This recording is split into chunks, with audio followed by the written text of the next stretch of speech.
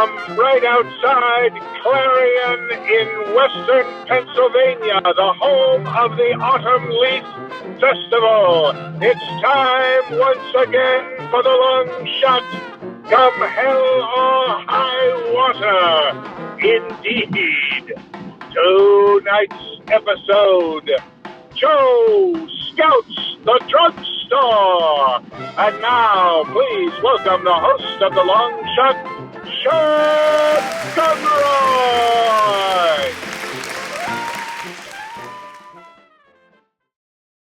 Thank you so much. Good afternoon, good evening, good morning, good night, good noon, good day, good dawn, good dusk, good Shabbos, good riddance, good desk. Welcome to the long shot. I am your host. My name is Sean Conroy. With me today on the show, Jamie Flam has made an appearance. I appreciate the Shabbos shout out. That wasn't directed at you. But I'm allowed to enjoy it. Shalom. Fair enough.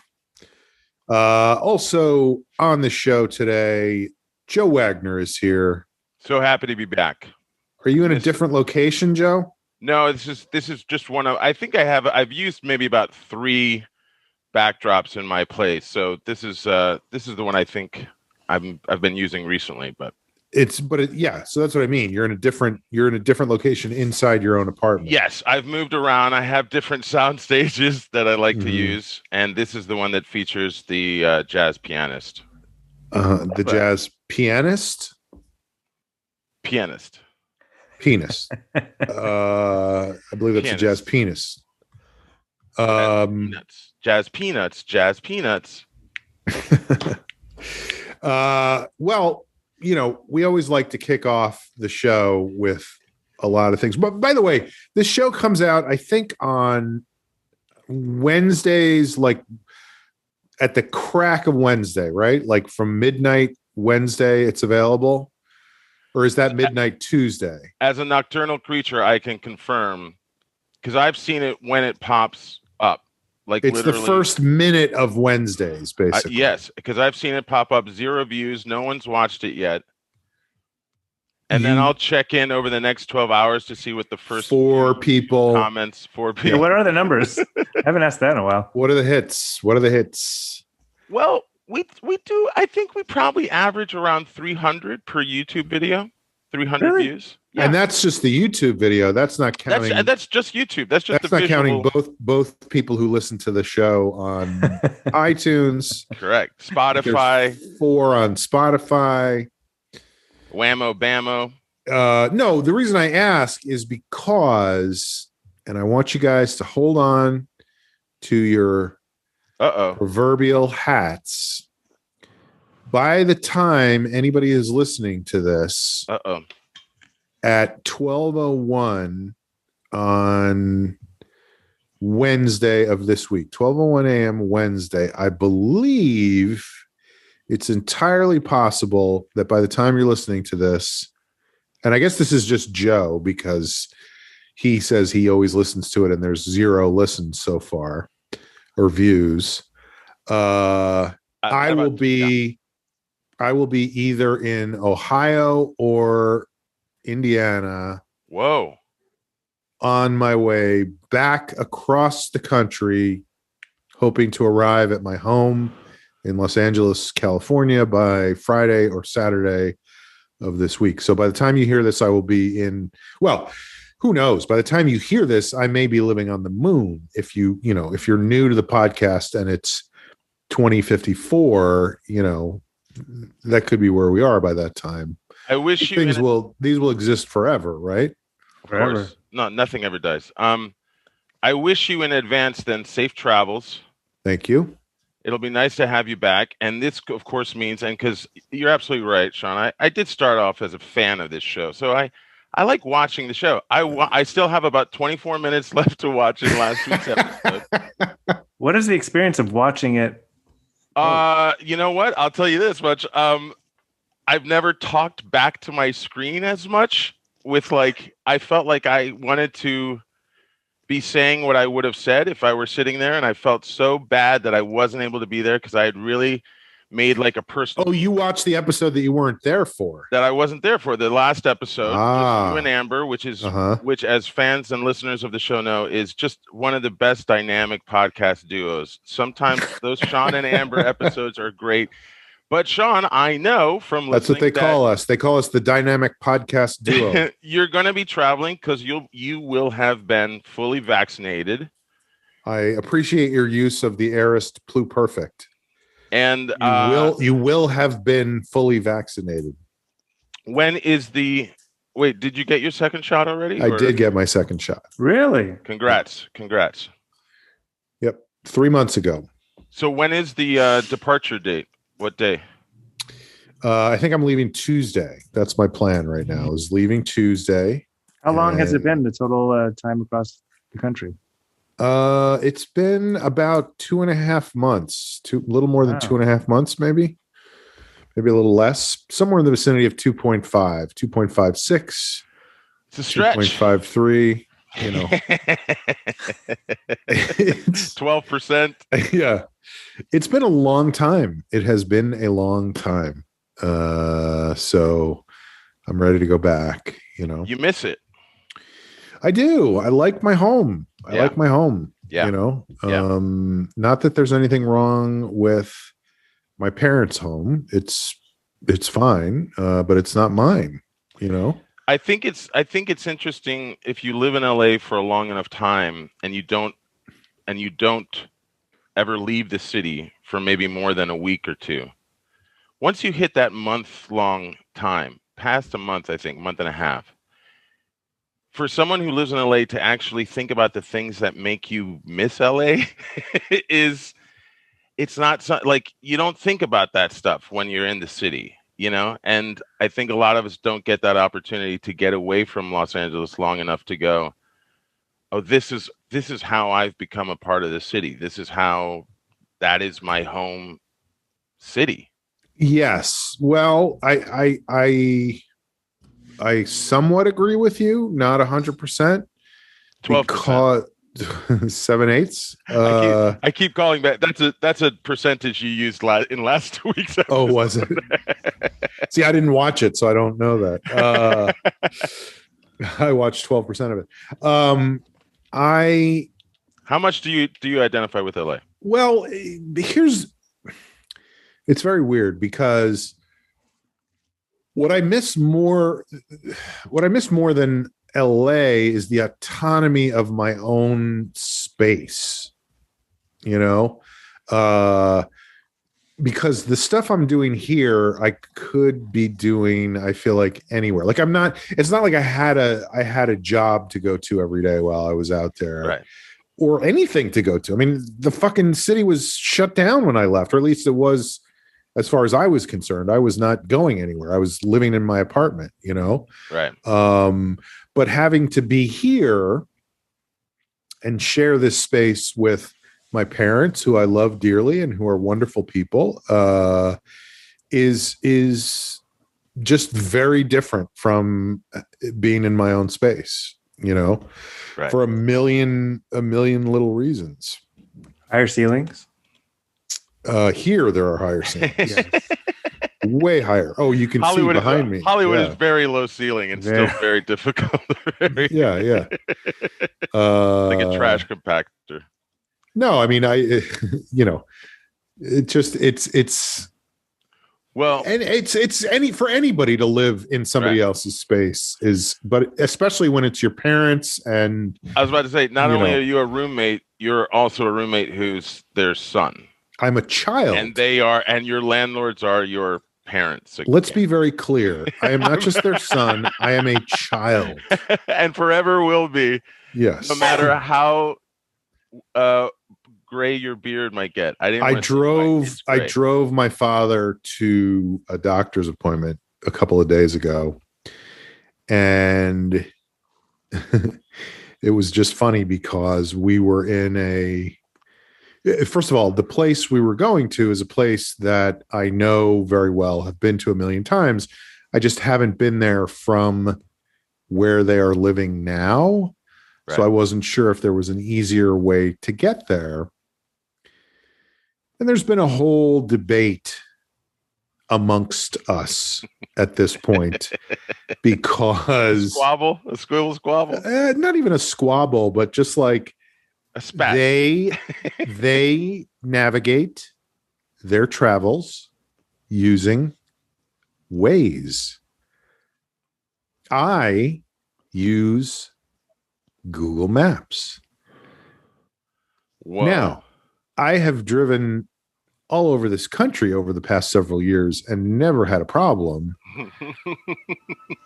So it seems like the data would indicate that Google Maps works fairly well, but it is astonishing that I don't use Waze. Why would you not use Waze? Waze is great, et cetera, et cetera. Does Google Maps do as good a job as Waze? Does it? Right. Aaron just pointed out Google also owns Waze, which I didn't even know that, but that's hilarious because that should be your trump card that you right. No, it will be. It will be at this point. But anyway, there's always a question of like, are you sure you want me to put it in my phone and get the right directions, or do you want to use your whatever random thing Google tells you? So anyway, when does your mom say, Sean, it's either our way or the highway? It's Waze. Either our way or the Mar way. The jar way, the har way, the Yahweh. So anyways, we're going. I put the thing in, and it's like, make a left here. My father's like, no, don't do that. No, they don't know. They don't live here. Like the people there don't live here. And it was just so funny in my head because I was like, I think that in his mind, there are people sitting at computers typing in which left I should make next. You know, like there's just a bank of people at Google. And that's human error on their end. Yeah. He's like, no, they don't live here. When you live here, you know the better ways to go. And I was like, unless they're transmitting from that corner store right there. Yeah. The idea that Waze does have locals as opposed to Google? Exactly. Like, no. He said, yeah, who knows? But anyway, I was like, sure. Okay. We can go this way, but I don't know this route. So I'm going to turn this off and you're going to have to tell me which way to go. And he immediately launches into a long list of exactly what I should do. He goes, you're going to go down here to the light, make a left, then you're going to make a right. And then at your second right, you're going to make a left at the light and then keep going, bear around to the right. It's going to take you over a bridge. Once you get over the bridge, keep your eye open because there's a sharp left there. And I was like, hold it. Don't make a left. Don't make a left. Then make a right.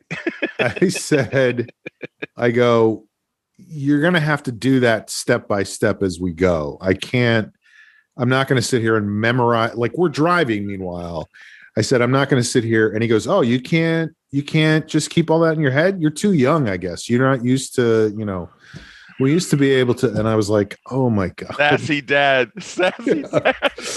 But then we get to where we're going, and it's a big shopping center where, and I said this to him, I was like, now, if you remember, this is where you took me to teach me how to drive a stick shift. The parking lots. Once.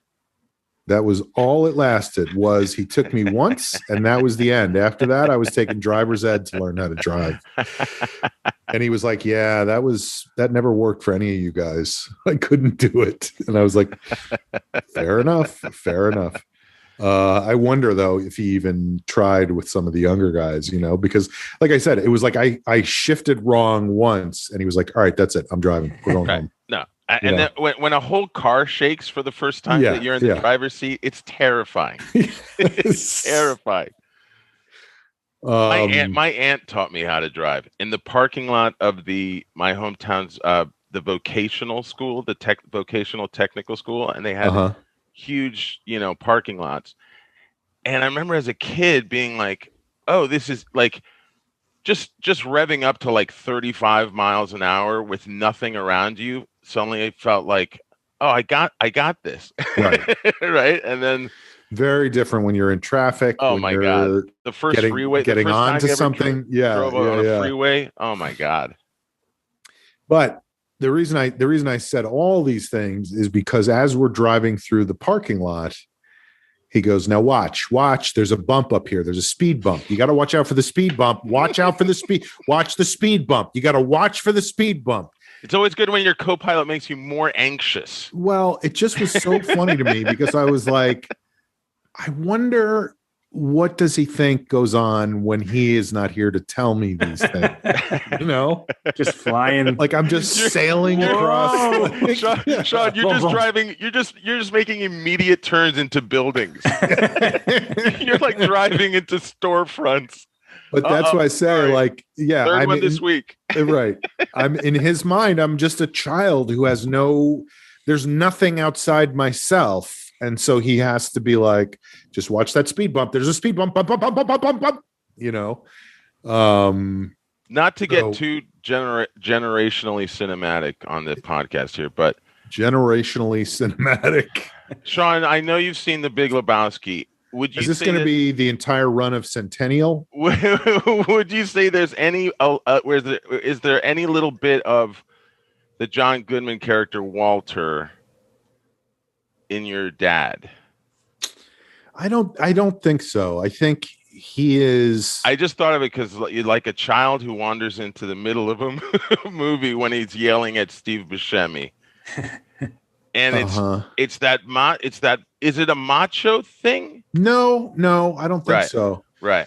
I'm always fascinated about dads because I didn't have that energy in my home.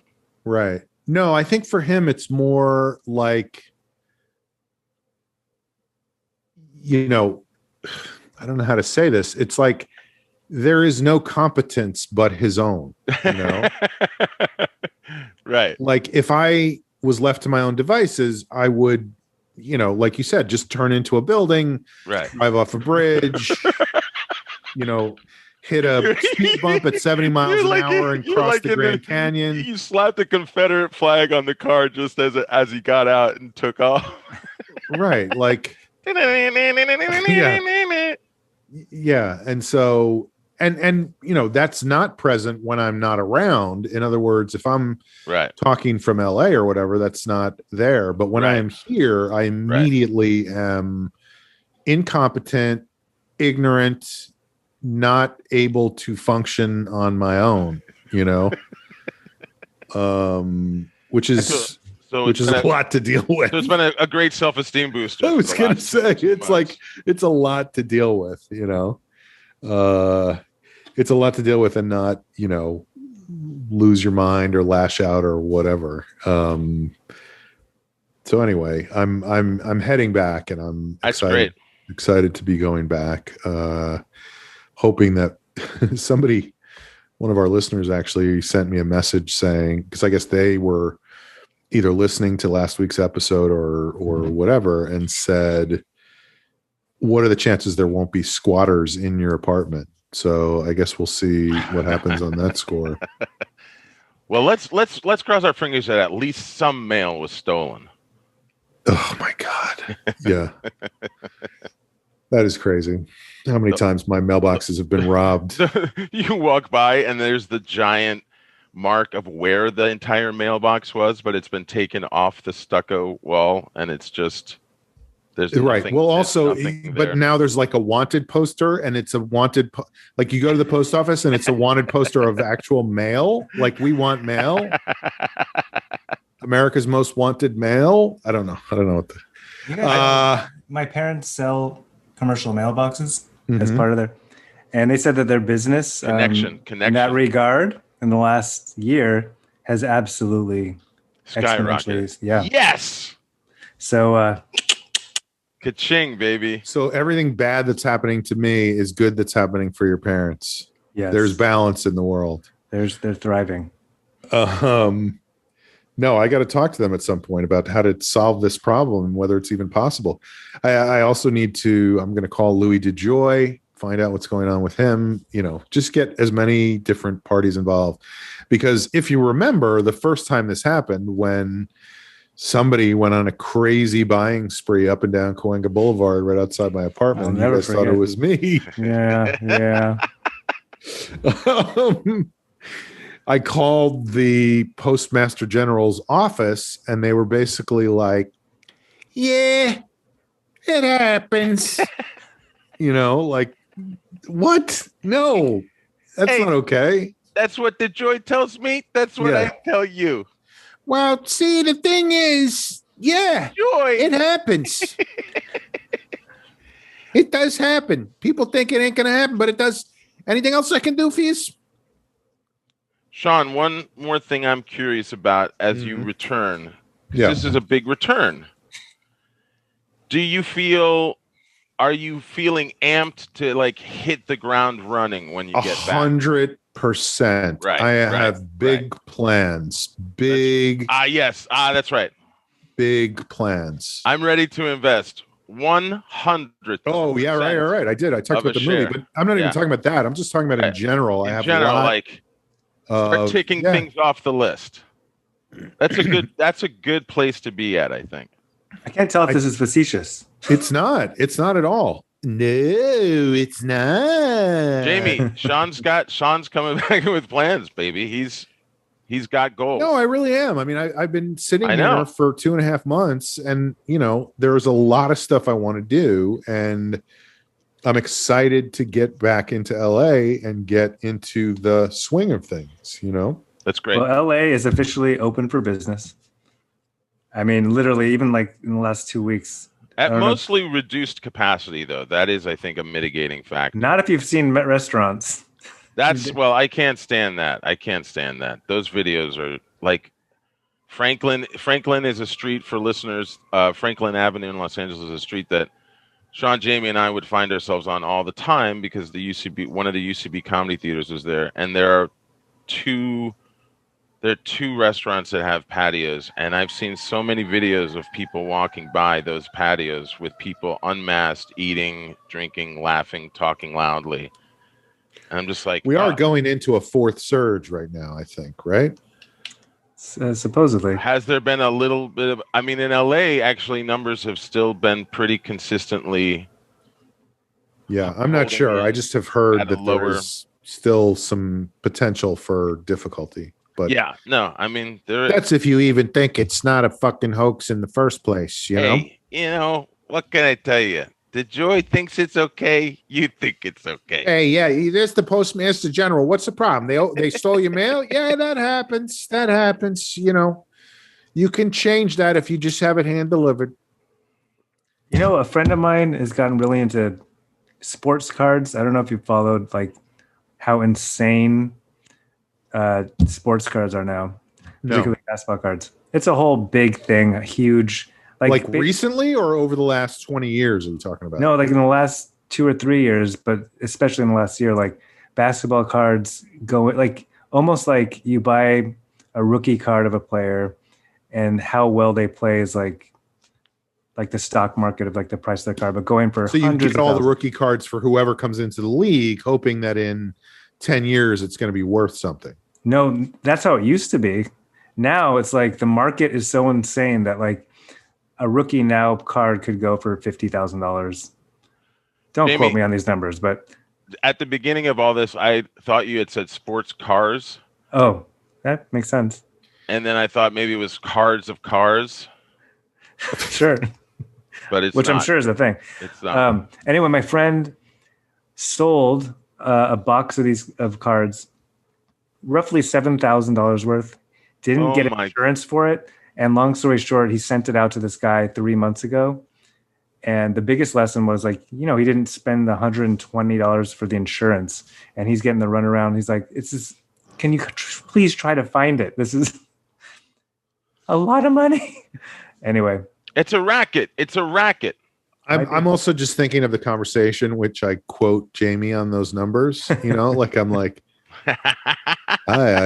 and to quote, I see you sitting alone at the bar here.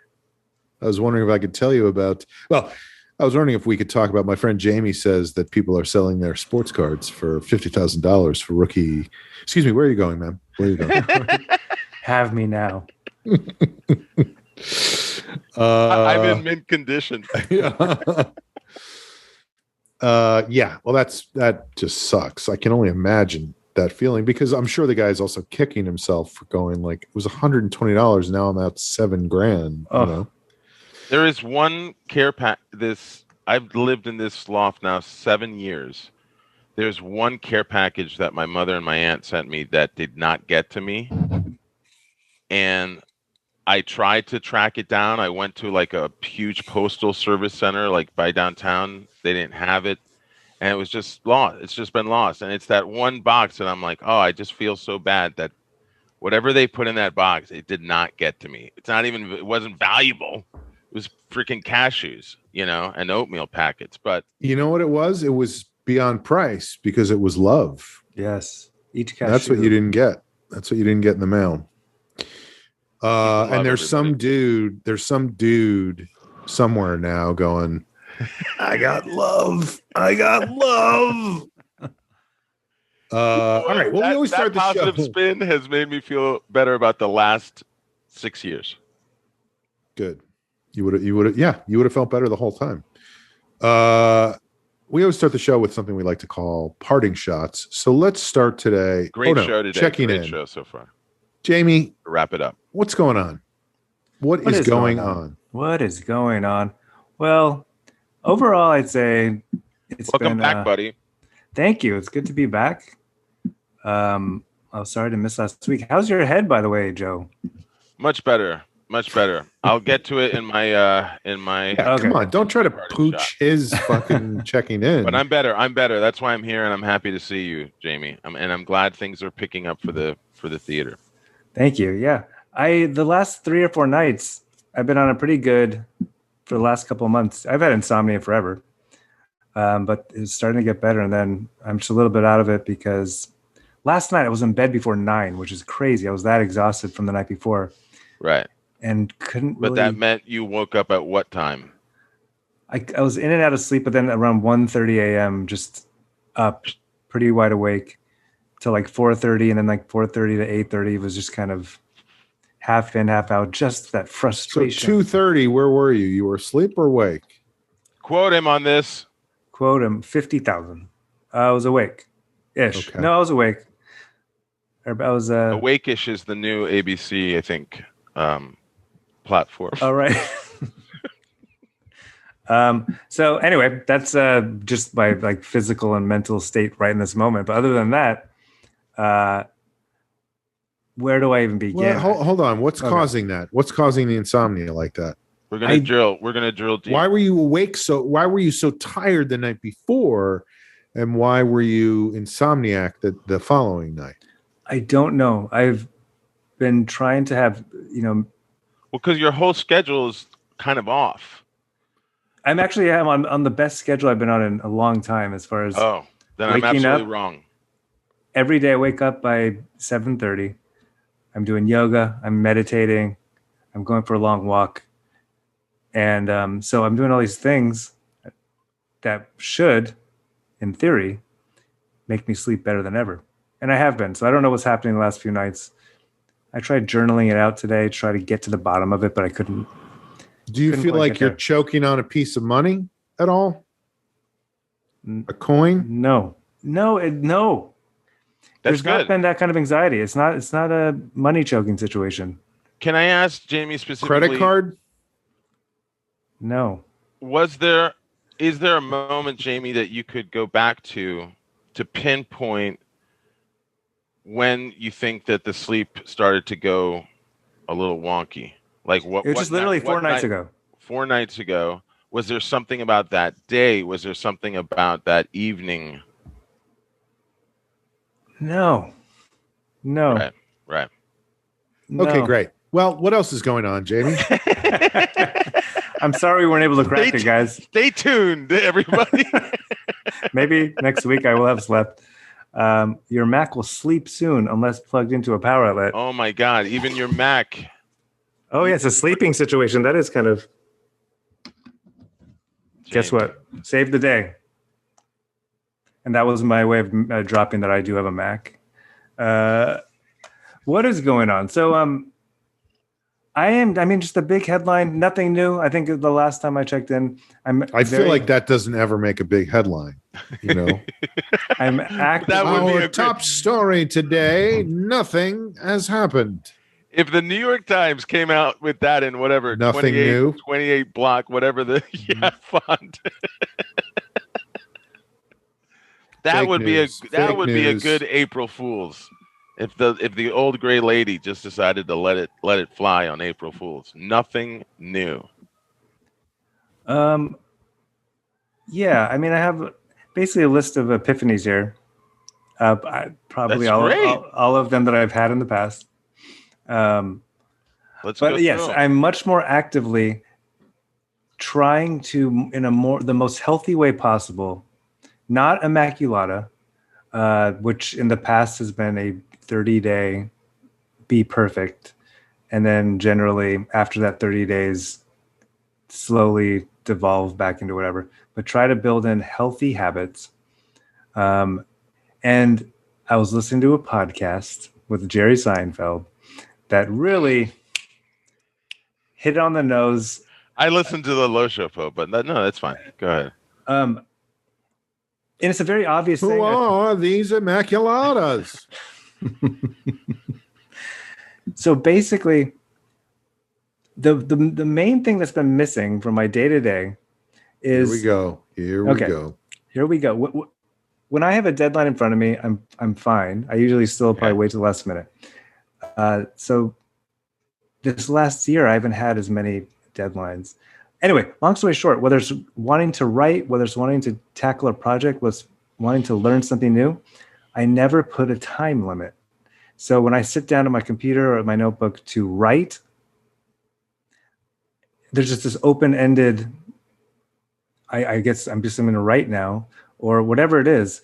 And so the simple thing in the last week of just like, I'm going to write now for the next 20 minutes, or I'm going to take these tutorials for video editing for the next 45 minutes has completely shifted at least one weekend. Whoa. How did we get from writing to video editing tutorials? There are two things that I wanted. Like, I've been video editing forever, but like, and in 1 hour of video editing tutorials last week, a couple days ago, I'm like, oh, I should have done this 10 years ago, because the way I go about like the most basic elements of this basically like platform I use, like I go about it all wrong. Jamie, I absolutely relate to that, because in trying to write a 1 hour long dramedy script, 6 acts, not 5. There's 6 act structure too. 6 faux life. And Jamie, I've watched so many writing video tutorials and writing instruction and screenwriting instruction and seminars and stuff that's been recorded that you could just watch online now. And it feels, there is something it's been very invigorating about like, kind of, it's not an entirely new skill set. It just feels like you're refreshing yourself with it, and you're learning some new stuff, you know? Absolutely. Like, it's, and just knowing, and just even whether it's email, like when I sit down most days, I'm like, okay, I'm going to work now for an undetermined period of time. Right. And of course I start almost immediately picking up my phone, distracting myself, because everything is possible. So I've been really just trying to break up the day. Like, all right, for the next 30 minutes, I'm going to just return emails. Right. Instead of just, I'm working now, which can take me to 1,000 places, and then I get distracted. And so that's the like New York Times headline. It sounds like you're setting more of a timetable for yourself. Yeah, just throughout the day, just breaking it up, because just the open-endedness is just not served me. And day after day for the last, weeks, months, and years, like so much of the time, I'm just actively looking to not do anything or just to distract myself. This reminds me of when we talked about this a few weeks ago, and I was talking about Graham Greene writing 500 words a day, no matter what. And that was me saying, but I understand you got to get it from Jerry Seinfeld. That makes sense for me. No, absolutely. It's like it's and thank you. I actually wanted to tie it back to the 500 words a day. It's Yeah, it's not something that's not very much out there as far as setting. It's not something that's not very much out there. Was that also I don't know what you're saying. It's just like it's not an epiphany for most. It's like a common knowledge. Set goals. Set specific goals, and this is where it starts getting even more exciting for me, because it goes back to so much of this podcast and the conversations we've had, and the specificity and the committing. To me, those things are intertwined, and so that's what's been missing through some of the things I've been doing. And the skill that I'm actively trying to learn is just focus, like this idea of hard work. Like I've shifted, like, to me, hard work, I have a mental picture of manual labor, and like, the people that have the most success in the fields, like they're hardworking. That seems like I don't have a hard work mentality, but hard work, I'm like, it's literally simply the act of focusing, being able to have stamina in a focus, no matter what it is. And so kind of labeling and identifying, like, that is the skill that I want to refine the most in myself, is to be able to sit with whatever I'm doing for a prolonged period. And right now, the biggest thing is without my phone. So every morning this past week, just doing the 20 minutes kind of morning notes, but just the act of putting my phone on the other side of the room, setting the timer, and just writing, or not writing, but being okay. So I feel like there's a new kind of texture to. Can I tell you something crazy about manual labor? Yes. Which is that I write all my first drafts by digging a ditch and dripping the dirt in the shape of the letters of that first draft as I write it. So I think there is a way to combine aspects of hard work and hard work. Sean's absolutely right. Jamie, I write mine on a scroll. Okay. And then I pull that over a tree stump, and then with an axe, I chop it into the pages, and I really build up a sweat. And I do that on the roof of my building because I'm COVID safe. And because there's a forest on the roof of your building. There's a prop tree stump that I put there. So I should feel shame. No. I'm just saying, if you're really into the idea of hard work, there is a way to get it done. You can dig up dirt and actually try to lay that dirt out in the shape of certain letters to give you the first draft you want, Jamie, I feel like Jerry Seinfeld never mentioned that. So no, I was going to say, you don't have to take it from me. Listen to the next episode of Seinfeld's podcast. It's called The Shovel in the First Draft. Okay. Which is also I believe it's a Sherlock Holmes mystery. What else, Jamie? What else is going on? So you have this epiphany. You're working more every day. So yeah, I'm trying to refine my work. What else happened? Here's a fun thing. I told you a couple of weeks ago that I watched this documentary, this sports documentary, and started thinking about, and it's in therapy, talking about, like, I have to be my own. I'm sorry, the which documentary again? Sports. They made a documentary about sports. Yeah, it's great. It's which one? It's the Last people Dance? win, people lose. No, Last Chance U. Last Chance U, the basketball one. Right. And the coach of that team was like, I love him, but just very enthusiastic and. What is going on? Did you watch it, Sean? No, I haven't seen it. Sean's trying to drive traffic to the YouTube channel with that one. I would want to check it out. That's good marketing right there. Hey, super movie sidebar. There's the trailer for the new Space Jam movie came out with LeBron James. Came out today. If you're into basketball. Okay. I haven't been that excited since I bought new shoelaces a few weeks ago.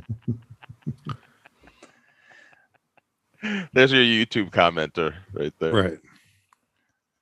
So what happened, Jamie? You were inspired by the documentary. Oh, and just in therapy, like, as I'm trying to motivate myself more, this idea of having to sometimes be my own parent, my own coach, like in those moments where I want to distract myself, like trying to nurture that side of myself that can hopefully in a nice way just encourage me to make a choice that's more in line with my goals. And then there's like that coaching aspect of it. And then it occurred to me at the end of the day when I was journaling a couple nights ago, like to think of it as a press conference and like thinking about the coach and the player giving a press conference and what would I say about my day and how was the game and where are the places that I could tighten things up. And it was a good game. We played hard or we didn't play hard enough. And so that was fun. That's a fun way to kind of look at it. Like, look, one of my other goals, and I literally thought about this as I was driving home today. You got this, Jamie. You got this. Stay in it. Stay in it. I mean, literally, the coach in my head at that point was like, "Make this more fun and interesting, Jamie. You got this. Like, you're petering out." Wait, yeah, what was the little league sport you played? You played a little league sport, right? Or you played some sport growing up? For little league, I mean baseball and basketball and soccer. You did all three of those? I mean soccer for a year, right. Baseball for about 5 years, basketball for 1 year. So you had a team. You knew what it meant to be on a team. Oh, and I played football my senior year of high school. I mean, I've been on a team, sure. You're very sporty. I didn't know how sporty you were. Oh, I don't know if I'm sporty. Well, you can be on a team and not be necessarily sporty, you know. If you want to hear, I mean, that's a lot of sports to me. You did a lot of sports. This is actually, I didn't expect I would tell this, or haven't thought about it in a long time. But the 1 year I played basketball, and maybe this is what drove me because I got really, really into basketball in junior high and high school, and played in a more organized way, and just played for most of my adult life. But the one time I played it in Little League, I didn't play much. I was like, hey, Jamie, do you want to try a new sport? You want to try basketball? It's probably 11. Maybe. Okay, 11, you're on 12. The team. Now go sit over there. Kinda. I just didn't understand, like, the coach just like trying to drop plays. Like, I was that 11-year-old kid that's just like, I don't know where to go. I don't know what you're talking about. I don't know what a forward is. I don't know what a guard is. I think there was I wish little Jamie at that age had just said exactly what you just said, like to the coach. Me too. But even more like an old Jewish mother, like I don't know where to go. I don't know what I'm doing. I don't know what I'm supposed to do. Who am I guarding? Why am I guarding them? We don't need guards. Come on. Oh. I can tap into like just how scared like all right, they're putting me out there probably because they had to put every kid in there for a certain number of minutes. Mm-hmm. But this is a moment that I'll never forget. Like the coach of the team like went to high school or college with my mom. So my mom knew him. They weren't close friends, but they knew each other. And he called at one point after a few practices, but I think before we played a game, to ask basically if my mom would be the team mom. Meaning, coordinating snacks, I guess. Team mom, not teen mom. Not the teen mom. She was not a teen mom. She was older than 19, your mom. And she was on the phone with him, and I remember it got a little bit testy. I was just sitting there, and she hung up the phone, and then she was trying to relay to my dad what the conversation that just happened was. And basically, my mom was furious because basically, I forgot how she put it, but basically like, she thought it was like so gauche to ask basically the mom of the worst kid on the team to be the team mom. And she thought that was so rude. And I remember I was old enough to like literally hear that and know exactly what was just said. Oh my God. Jamie. And I also remember that she was calling you the worst kid on the team. If Amber were here, I think she would say, I so want to give Jamie a hug right now. I also I just want to dig into this. Yeah. I would just say I'd also like to I'd give little Jamie a hug back then for sure. That's a tough thing to hear. It's a really tough thing to hear. Are you like literally around like a cornice in your house? Like they're in the kitchen. I mean, it's like yeah, it's like an indie film shot. No, it was. I wish it was that. I don't know. Like, if have you been to Jamie's? Have you been to Jamie's parents' house, Joe? No. Have you? Did you know that it is the source for cornices in all of Los Angeles? They got a monopoly on cornice. I just thought that was a weird thing that you mentioned that, and they're known as the king and queen of cornices. I've literally never heard the word cornice before.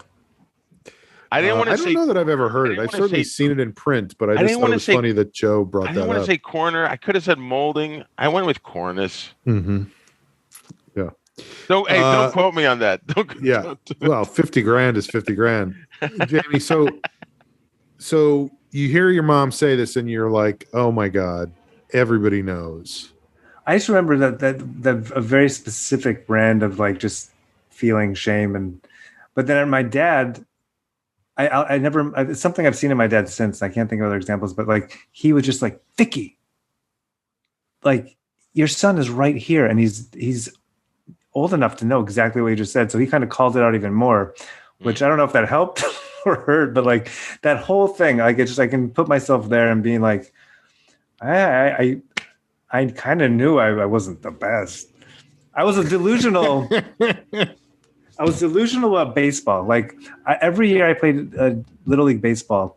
I remember the moments, and they must feel like they're from like a TV family special of my like dad being like, well, because you would get the call like what team you're on.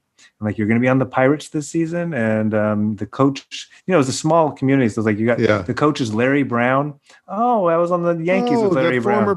The former point guard for the New York Knicks and the coach of the Kansas Jayhawks. I forgot that and the Philadelphia 76ers.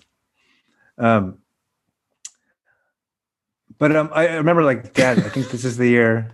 I love sidetracking Jamie with NBA references. Go ahead, Jamie. I know. I actually get lost. He was in his head going, do I have Larry Brown's rookie card? Not only that, Sean, I used his moment to completely zone out myself. Perfect. I was like, 76ers, what are we talking about again? And the Pistons. I mean, he coached the Pistons. He was, whatever the case. Go on, Jamie. Every year, like, and I remember, like, I think, Dad, this is the year I think I'm going to make the All-Star team. Right. And I legit thought like I had a chance to make the All-Star team. It is funny team. how delusional. I mean, I was the same way. I was so delusional as a kid about my own athletic ability. It's insane, That's the part. By the way, that's a part of parenting that I don't think would at this point in my life be very equipped for, which is like, it feels like a lot of it ends up becoming what emotional gauntlets you're going to let your children go through. Like trying to get on a sports team, that's like an emotional gauntlet for a kid. And it's like, how do you help them manage that? Or like getting on a academic team, or getting into a group, or getting into a class or something. It's like you have to like let your child be hopeful, but then you want to try to cushion whatever blow might be coming because life is unfair or whatever. I would point out you don't have to do either of those things. Just FYI, just let it happen. You don't have to let your child be hopeful, and you don't have to cushion whatever blows come their way. Go ahead, Jamie. Just let him go. I just remembered another delusional baseball thing was every year, like going up to my coach and being like, please let me pitch this next inning. Like pitching. And like literally, I remember what I thought pitching was. I didn't know about like a curveball. I didn't know anything. It was throwing the ball at the glove of the catcher. Yeah. To me, pitching was as fast, right down the middle every time.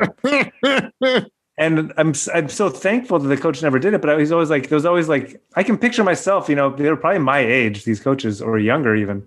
Yeah. Like, I'm sure they were younger than you are now. Absolutely. Probably. Just being like, yeah, maybe, like just trying to be nice, but like, I would have like, they would have. Then going home, the coach goes home and he's talking to his wife and he's like, you're not going to believe this one kid. I just feel for him, Yeah, like, probably. I want him to succeed, but at the same time, he keeps coming up to me and going, when do I get to pitch? And I'm just like, when fucking hell freezes over.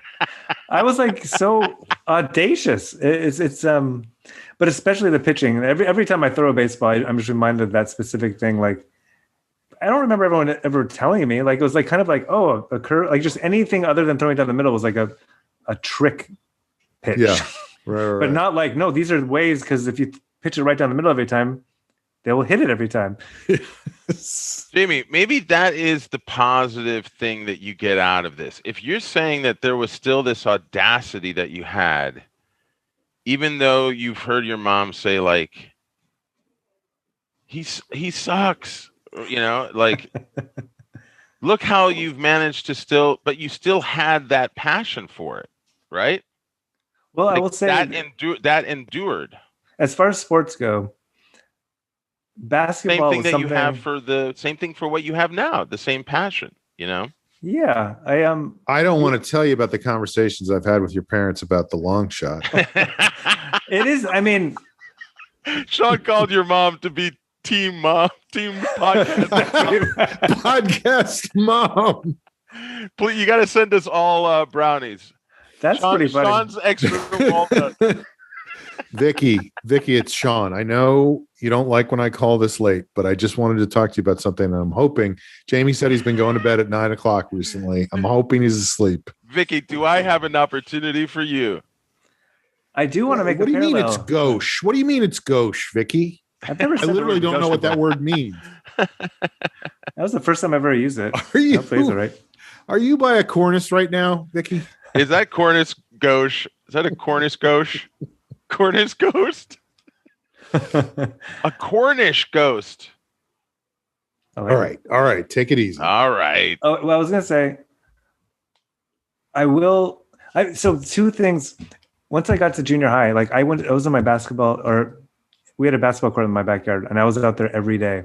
And it was something that I actually really worked hard at and got to the point where I could play pickup ball and played in a little leagues. And when I got to college, I played a lot. And it was something I actually worked at and saw and got better. And same with football. I played that 1 year in high school.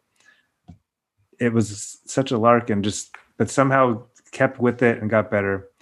Taking it back to comedy though, or to comedy in this conversation, and going back to specific, we've never been at comedy this entire, we've been recording for over 50 minutes now. We've never been at comedy. This is one of those dramatic narrative podcast shows. That's why we need a podcast mom to make it, I really do love us that in idea. check. Podcast moms, they do make like baked goods, right, Jamie? Like they would make us baked goods. She would give us orange slices during intermission. My mom did bring for my soccer. She was there was always orange slices and Capri Sun. Yeah, just from out of frame. Right. Today, actually, before this podcast, I picked up my grandma in the Deep Valley, which, by the way, my grandma is like your dad, Sean. And as soon as I made the first ride, it's like, no, like you got to go down here. I was like, no, I'm trying to take the freeway. I think the freeway will actually be fast. You've been talking to those Google people again, haven't you?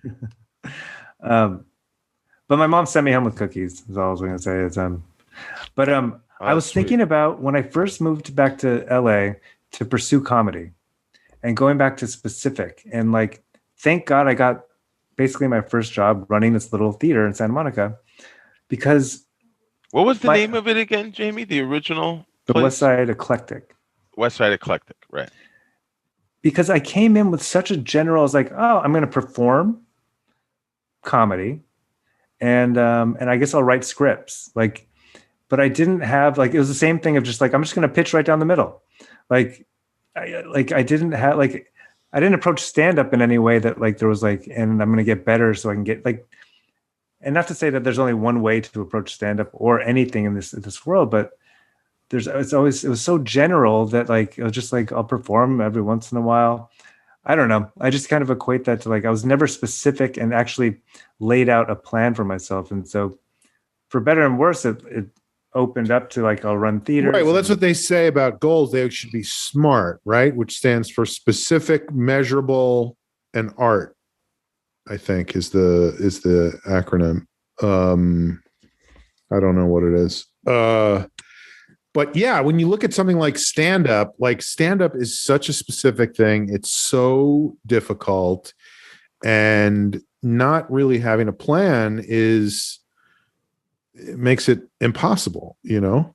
I mean, one thing that I'm listening to you and I'm like, oh, that's not good, is like, you know, before when you were saying I watch these tutorials. I love how you guys are both so into tutorials, but you watch these tutorials about editing and you're like, I should have done this 10 years ago. And that to me is a problem, where it's like the self-excoriation that comes from, if only I had done this earlier. It's like, no, I think the way to think about it is I am exactly where I'm supposed to be, and I'm learning and I'm moving forward and I'm getting better. That said, when you talk about the stand-up thing, I think that for me, same thing. Like, I got into stand-up because I was like, I think I'm funny. I think I could be good at this. And I think I was good at it, am good at it. I am a good stand-up, but I had no specific, this is what I want to do. This is what I want to get to. This is where I want to go. And I think that ultimately hurt me, you know, because when you have those goals, you can focus on that and get the bullshit out of the way. And I think I was never able to do that. Like, was it helping my stand-up career to do AssCat 2 nights a week for 20 years? Probably not. Right. It meant I was good at this one thing, but not good at this other thing. And I'm not saying I'm wrong to do that. Like, I did enjoy doing those shows and being good at them. But if I had really sat down and said, this is the thing I want to do, it would have been easier to get to that point.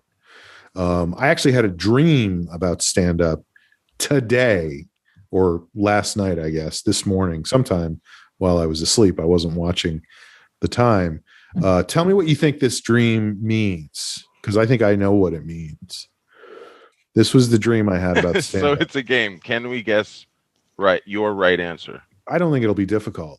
I dreamed that I was going to do stand-up. Now, you guys won't remember this, but when this pandemic started, I had just made a vow that I was going to do 60 shows in 60 days. And I was trying to pursue that. I was like recording videos on my way home from shows at night and putting them up on Instagram and going, okay, it's been 10 days so far and I have done 11 shows. So I think I'm doing okay. You know, just because I was like, I wanted to reinvigorate my stand-up. I had not been as dedicated as I would have liked to have been. And you were coming off the story. Eris Blue Perfect. Yeah, I was doing that show and I was like, this could be a good show if I could just develop some of the material. So I was trying to develop that material while going out and doing shows and whatever. That was one of the last times, I think it was at the end of 2019, I think maybe, that I saw you. When you saw the show I did at Lyric Hyperion. Lyric Hyperion, yeah. Almost known as the Jamie Flam Inspirational Theater, but never happened. That's true. I went to that show too, right?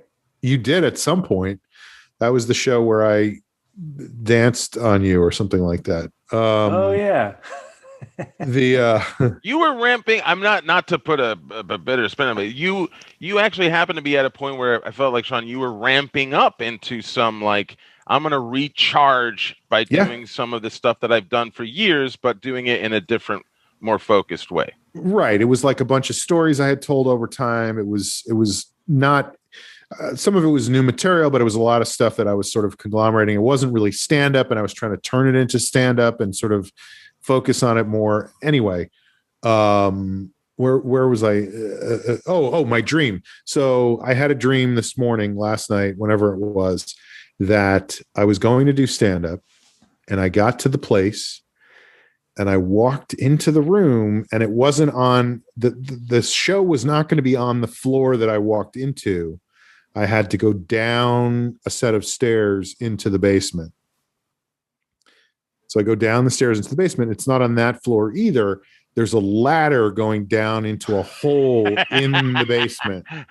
And I go down the ladder, and then there's another hole there with another ladder. So not only is it not the basement and not the sub basement, it is the sub basement that I'm going to perform stand-up in. And when I get there, there's one person there to watch the show who goes, "Don't use the mic, just talk to me directly." Sure. So what do you think that dream means about my stand-up? It can mean a lot of things. You're starting over from the very bottom. Okay. You have one super fan. I like that you're finding all the positive things. I like that. That's good. Yeah. What's the negative? That I will be performing in a sub basement with almost no one there. I will. I'll jump off of what Jamie. Did you have any other analysis, Doctor? Oh, just for checking in? No. About the dream. Oh, no. I was going to say this. I think, Sean, it is off of what Jamie said. I think it's an anxiety dream. It is. The anxiety is that you consciously know that you are going to approach something that you know, but as if you're coming at it in a new way. And that's where every comic who ever. By the way, this just occurred to me. I didn't even think about this because I was laughing too hard when I woke up this morning about how sad that was. But it just hit me that this is a dream I had 3 days before I'm heading back to Los Angeles. Yeah, I mean, you are going back to the holes of holes. I didn't even think about it like that, but yeah, that's true. Well, to me, it's like this was the way your unconscious interpreted what any comic who's ever done at least, let's say, 2-3 years of open mics knows that it's a sometimes absurdly psychologically difficult thing to reconcile of like, I'm a comedian and there are 4 people sitting in front of you. It's a weird thing. The comics that become great comics push past that every time. Right. For everybody, it's different though. And like, it's so funny, Sean, that the specific of we've all 3 of us here have done shows where you literally did not have to use a mic. Oh, many times. So many times. And sometimes those are actually great shows because they become these intimate, weird little free-form comedy conversation shows, and then you start a podcast. But I mean, it's wow, that dream is right on. It's right on the nose. Crazy. I actually have another interpretation that I think is good. Yeah. It's just going. Arguably, everyone in your dream is you. So it was you at the very bottom, talking to myself, talking to yourself, which could be. But you're saying I'm my own. You're saying I'm my own biggest fan. I have one fan. I only have one fan, and it's me. That's the negative take. But wait, let me add a little dark spin to it. The you in the audience, Sean, he's the one dressed as a clown. You have huge clown wig, giant red shoes. Now you're just adding stuff into my dream. He's eating a bowl of nachos. There's blood seeping from your mouth. It's but it's going to the depths. That's where the good stuff is going deeper and deeper into your own. And Sean, you have to save. That's like that. Your one audience member is like a Chilean miner that you have to save. Right. You have to go down there. 30. You have to go down the name there. Of that movie? 30 or something like that about the Chilean miners. 36. 1 for 1. Right. You have to go down there though to get to the depths of your soul, and that's what's going to propel the next phase of your stand-up career. And you have to make yourself laugh first and foremost. So I think that's a way to look at it. Find what's funny. Sean's been looking in the mirror and laughing for a while now. What? So Jamie, what else about your journey? Okay, I'll wrap it up. Yeah, because we're going to take a break, but before we do, just to wrap it up. It is dismount, baby. Here we go. I wrote this down. I think it's a good flammo. Give us the flammo. Give us some flammo, bammo, whammo. The specifics. Getting into specifics is so important, and this idea of letting go, which is this theme in personal growth and being able to let go, and the idea that letting go is temporary. And there's so many things I want to do. After you let go, you grab on. You should grab onto the specific thing. But there's still like 10 things that have been up here that are all priorities to me, like running a theater. I still want to perform. I still want to write this thing. I want to edit this thing, whatever it is. There's all these things I want to do, and they all have the same amount of importance and priority. And because I don't want to let some of them go, I'm like, but I love this idea. And so landing on this idea, like I can let go of that and I need to let go of that, but that doesn't mean I'm saying goodbye forever. It's just putting it to the side. And so I know that's not like a new concept, but like what's right in front of me, these are the three things, or hopefully one thing, but so letting go is a temporary thing. We don't have to say goodbye to like the things that are exciting to us, but to move forward. It's hard. It's hard to say goodbye to yesterday. It is. It's so hard. Mm-hmm. That's all. If we sang that, we'd be dinged by the man. By the way, I worked at a summer camp once, and that was the big closing thing at the end of camp, was that all the counselors sang "It's so hard to say goodbye." Oh, that's a.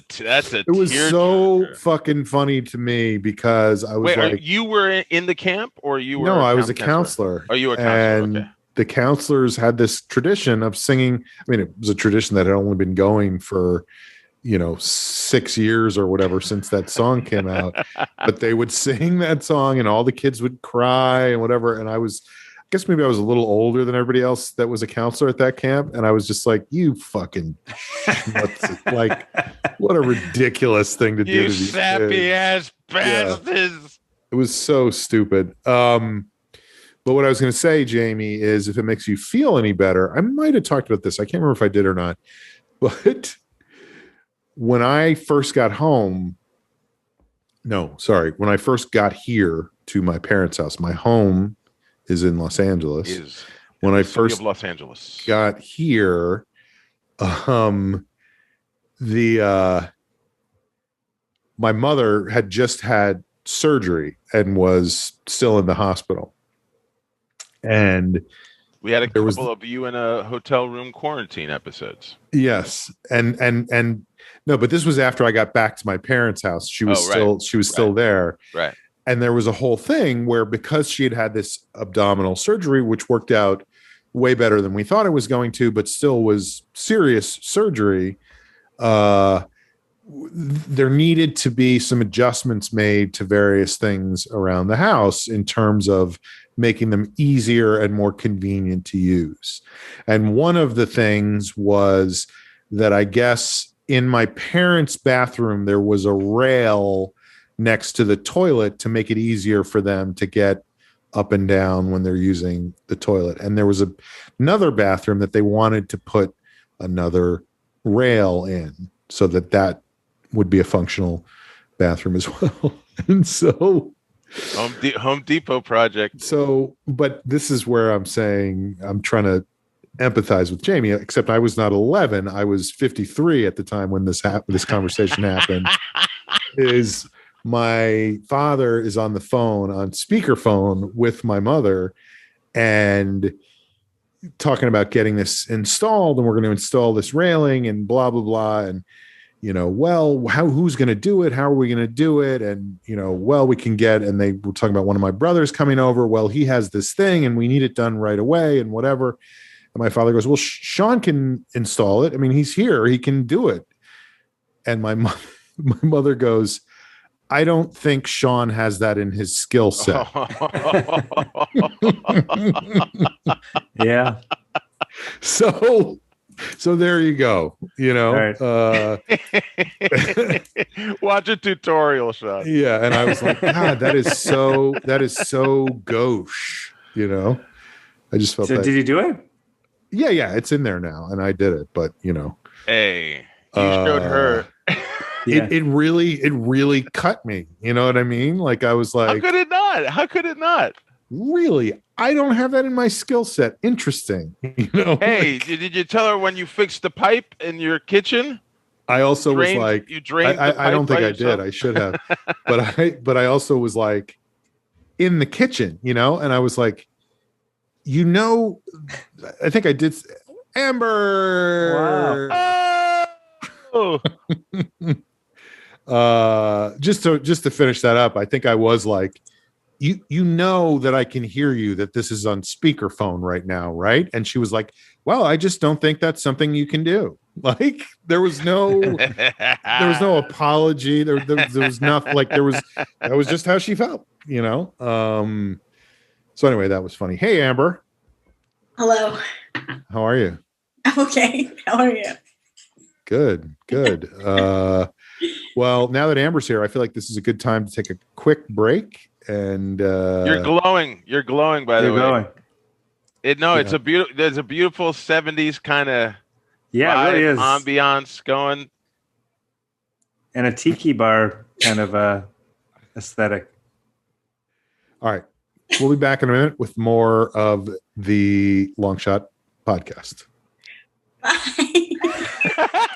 That wasn't that. It was right there anyway, Amber. The shortest appearance ever. All right, what if we just end the episode there? I'll be right back. I'm sorry, I just have to pee. Hi, Amber. Hi.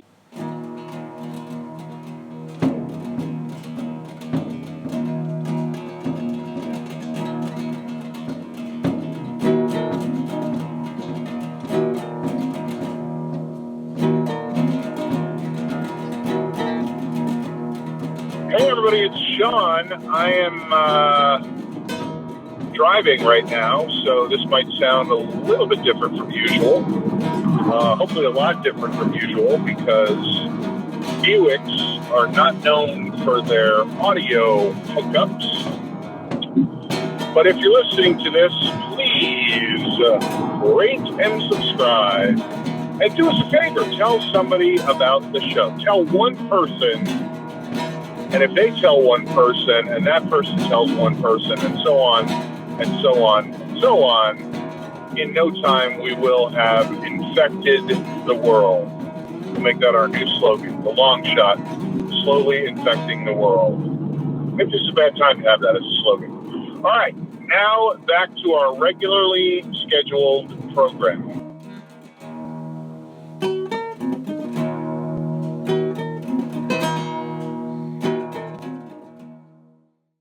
We're back. You're listening to The Long Shot. It is a podcast.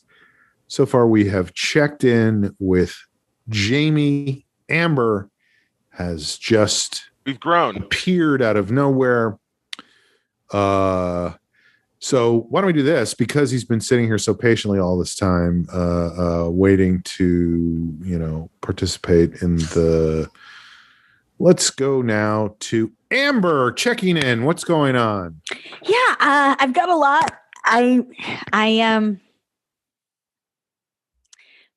Why I'm late is a couple days ago, it was one of my best friend's 40th birthdays. And she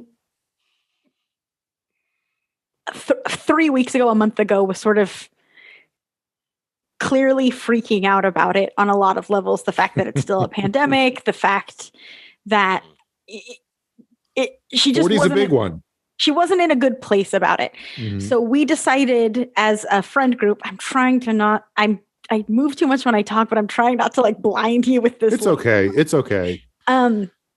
We decided, I'm so hesitant to even talk about this because it's what we've talked about. I'm a huge hypocrite. We decided to have a party. It was, 10 of us in a backyard wearing masks. We stayed far apart. And socially distant, but also that's where I just came from. And I thought that I was going to freak out and leave earlier. That's why I didn't say I could miss today. But then I looked at the time and I was like, oh, I'm still at the party.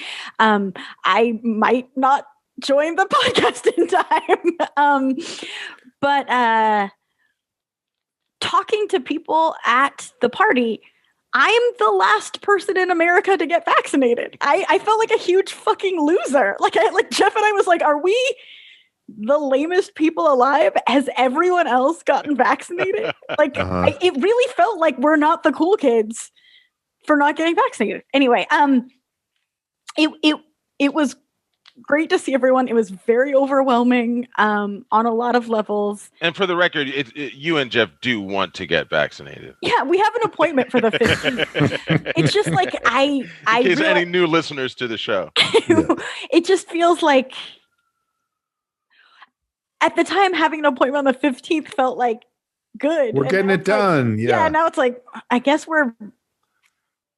it felt like we're dorks. Would you? Hi, it's the CDC. Would you feel like coming on the 14th? Just wondering. You losers. We don't want to bother you.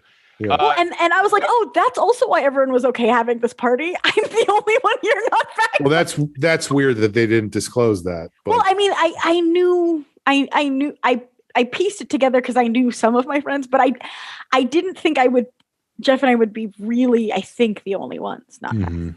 I do think that there's something particular to LA as well with a vaccination rollout, and that our city has some giant.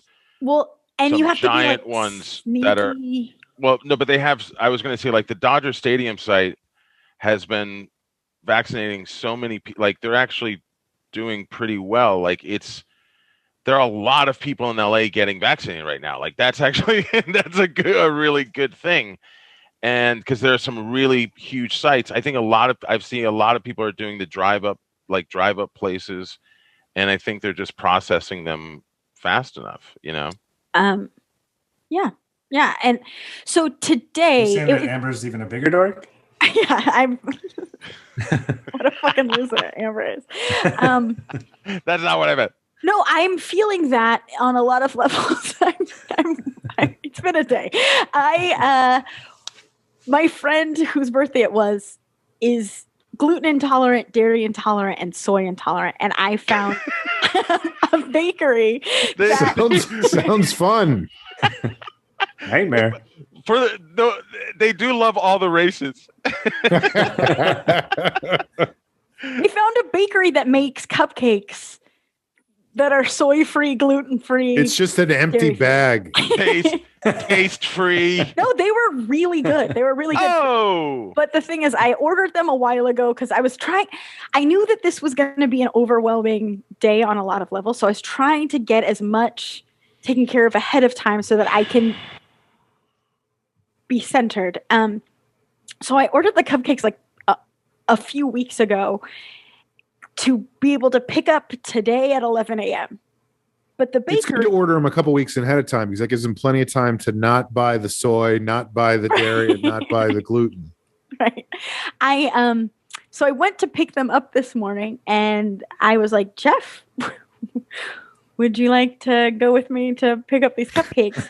And he said, no, I'm busy. And I was like, oh, that's not what I had planned for. And I've probably driven a car. Oh boy. 5 times in the last year. Right. And I had to drive to Larchmont on a Saturday before Easter. So it was like babies and puppies like crossing the road, like da, da, da, da, da, da, da, da. No parking to be found. I'm making it sound funny. I had a full-on panic attack. I had to pull over into one of the residential streets, and I was shaking and crying. Hey. And I also was like I was also laughing at myself because I've been really like working on my self-esteem, and I feel like I'm kicking ass. And then it's like my Achilles heel is driving. Like I can't drive. By the way, the 2 things we talked about extensively before you got here, self-esteem and driving. So. Really? Yeah. See, I'm on theme. But so I came home like with the box of cupcakes, like hysterically crying, and Jeff was like, "What's happening now?" And Amber, the Larchmont, the babies, Amber, the driving. Were there some cupcake crumbs around? No. I didn't bust into the cupcakes, but yeah, it's tough. And Jeff was sweet and wonderful, and he made the really good points. He's like, it's like you've been living in a bunker or on a farm for a year.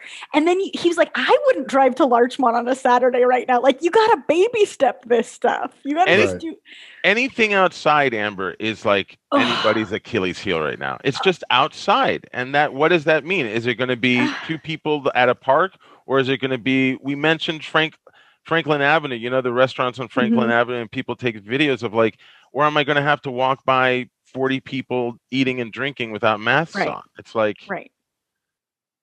Or drive by. I mean, I think that's more, yeah. Then the party was great. And I got to see, like, my friend Whitney had a baby right after Christmas, and I got to see her baby for the first time. And I know Whitney. she's great. And so like it was the party. I don't know Whitney. I know Whitney's baby, and I don't know how Weird. that's happened. Yeah. It was great, and I was glad. I spent most of the week actually having severe anxiety about this party. Shocking. Makes sense. And saying like maybe we shouldn't even go. I don't want to be those assholes that start having parties before it's time to start having parties and being a huge hypocrite. Anyway, I'm glad we did it. It was really fun, but I'm exhausted between like having a panic attack on Larchmont and then seeing people for the first time, and then I ran in, peed, and then came on this podcast. So it's a lot. Just even going to take a nap after this. Just even going to a gluten-free, soy-free, dairy-free bakery is exhausting, you know? Totally. Well, not to mention on top of everything else. Right. I think I've been there, by the way. You have? I know the bakery. They're good. It's Aaron something. Well, maybe not. Anyway, I've been to a bakery that has a lot of vegan options. I bet there's 2. I think there's 7 bakeries on Larchmont. It's all bakeries. It's like a bakery district. And dentists. There's a lot of dentists on Larchmont. I would do the Makes dad sense. joke. They go together. Mm-hmm. They feed each other. Well, one feeds one. Yeah. Not the gluten, that one doesn't help the dentist. Sorry, go ahead, Joe. No, it's a dumb dad joke. I was just gonna say I'd go like, is the cupcake free? You know, like I get it. It was a really good cupcake and it was a hit. I thought you were going to say that was a really good joke. No, I was not going to say that. It's a really good joke. No. It was a hit with the podcast. So I guess I did a very quick checking in because, but we could dive deeper into any of those topics if you need me to. I feel like Did you play any games at the party? No. There wasn't like a limbo contest or a key party, nothing like that. We did a quick 20-minute session of 7 Minutes in Heaven. Yeah, right. But safe. Were people? So you said mostly everybody there was vaccinated, right? I felt like everyone we talked about, they're like, "Oh yeah, I've been vaccinated for like a few weeks now." Uh-huh. Oh. But so were they like just? I mean, you said masks and social distancing. Yeah, everyone was wearing masks. Everyone was still. It's I feel like we're in a weird area because I honestly don't know what the protocols for all that stuff. Etiquette. Well, I think it's because we aren't vaccinated that everyone has to be safe. I don't know. Yeah, well, and some of them if there's like one couple there who's not vaccinated, then who ruined the whole thing for everyone. Right. But I think also some of them they were all in different places, but some of them had been vaccinated like 2 days before, so they don't have like the full immunity. But technically, I mean, my shot is still 2 weeks away. Like I feel long. way behind. Right. Did you get yours, Joe? I have an appointment. So look. Awesome. In May? No. I'm saving it for my checking. Oh, I'm saving. Oh, okay. Don't say anything. Don't you dare. But it was a disco theme. That's why I'm dressed like this. Hey, that's great. That's a great. I thought that was just how you dress. For listeners, it's off this. It's a set that's 70s style, like off the shoulder. Uh-huh. It looks like you Three's Company, like you're going to the Legal Beagle. Thank you. Yeah. It was Lampy's birthday, and she's a Three's Company kind of gal. That's great. I wore shoes. Kudos. Wow. So sad. We all sound like prisoners of war. But I was like, it's so weird. I wear the same walking shoes every day if I wear shoes. I don't think we've ever had better check-ins in the history. And I put on I bought a pair of cute shoes at the beginning of 2020 that I have never worn. So I was like, I'm wearing these cute shoes. And I spent the whole day walking around being like, wearing shoes is weird. Anyway, I'm not stoned. I'm just tired. I had the light flare behind you would say differently. It's very stylish. One of my brothers who does not live around here, came by this week with his family. So there was a bunch of them here, a bunch of like my nieces and nephews and whatever. And, you know, a lot of the time we were outside. Sometimes some people were inside. Different people are in different stages of vaccination. It was all very nerve-wracking to me, but I think everybody was pretty much doing exactly what they were supposed to do. But the reason I mention it is because I had jeans on, and my parents made it very clear that my nieces and nephews were very same. No, my parents made it very clear that my nieces and nephews were very fortunate because my parents have only seen me in pajamas for 2 months, you know. And just as a side note, did that one cut too, Sean? No, that one I was fine with. I was like, yeah, I ain't putting no pants on for you guys. But the side note to that, my nephews, so let's see, how many of them were here? Like 6 of them. So wow. 3 14-year-olds. That's a brood, a 13-year-old, a 12-year-old, and a 10-year-old or something like that. I can't remember. It's like a squad. They have discovered that I am on, they all have phones, so they've discovered that I am on Google. So they spent a half an hour reading back to me things they found about me on Google. Like, oh, you were in this, huh? You played this guy in this? What were you in this thing?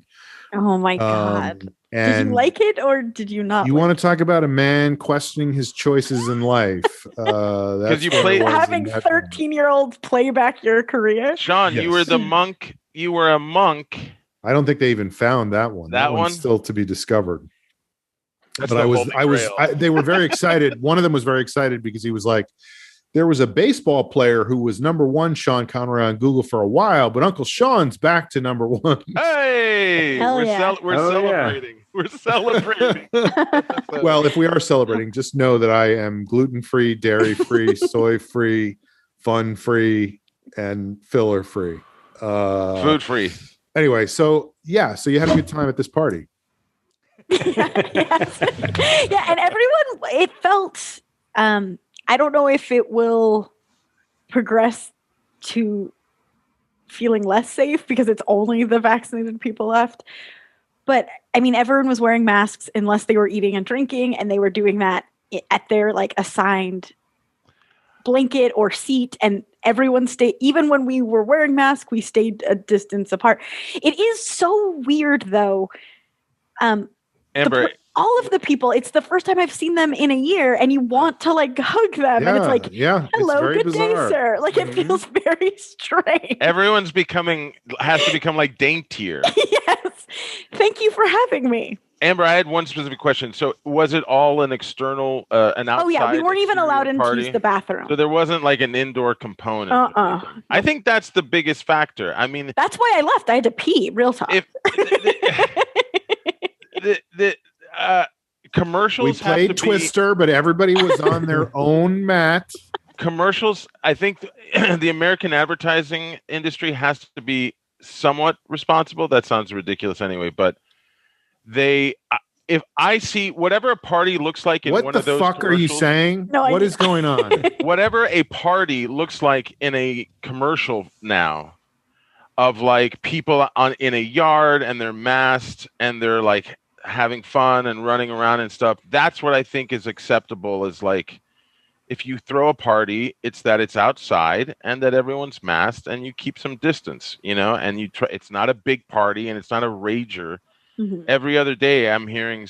And this is addressed to the American Commercial Association? I haven't seen that commercial yet. No, I'm just saying that if the way it sounds good.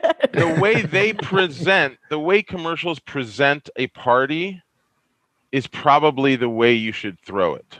I think that's not true because I've seen watching basketball games, like there's big parties. There's like commercials that are like definitely not. Oh, well, not promoting. Those are like, but those are like in an alternate universe now or something. Because I don't think you should make a commercial without showing people wearing. I agree.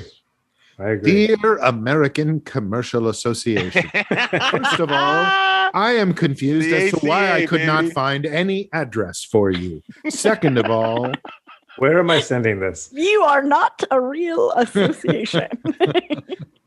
So far, the American Cardiologists Association has not returned my letters. All right. Well, I'm glad you had fun. That sounds like sorry I was late, y'all. Hey, you saw a baby. No, it was worth the driving to get to the party. You saw a baby, and you had good cupcakes. It's. And you saw was the baby adhering to American Commercial Association guidelines? The baby wasn't wearing a mask, and the baby did not know what the fuck was going on. I think under 2, you're allowed to not wear a mask. Yeah, this baby was like 3 months old. Yeah. There was. And it didn't know what the fuck was going on. No, I was like, "You're an idiot." But it was playing the piano, but not singing. But yeah, all these babies, it's like the most people they've ever seen. Also, it was a nice day in LA today, wasn't it? Beautiful. There you go. So nice. There you go. Are you in LA, Joe? Yeah. That was a weird thing to say then. I just don't see the outside that much. I peek out through the window every now and then. I like that the dynamic has changed on this podcast. Jamie piling on. Yeah, Jamie's one of the bullies with us. Cool. 75 cents to Joe from Jamie.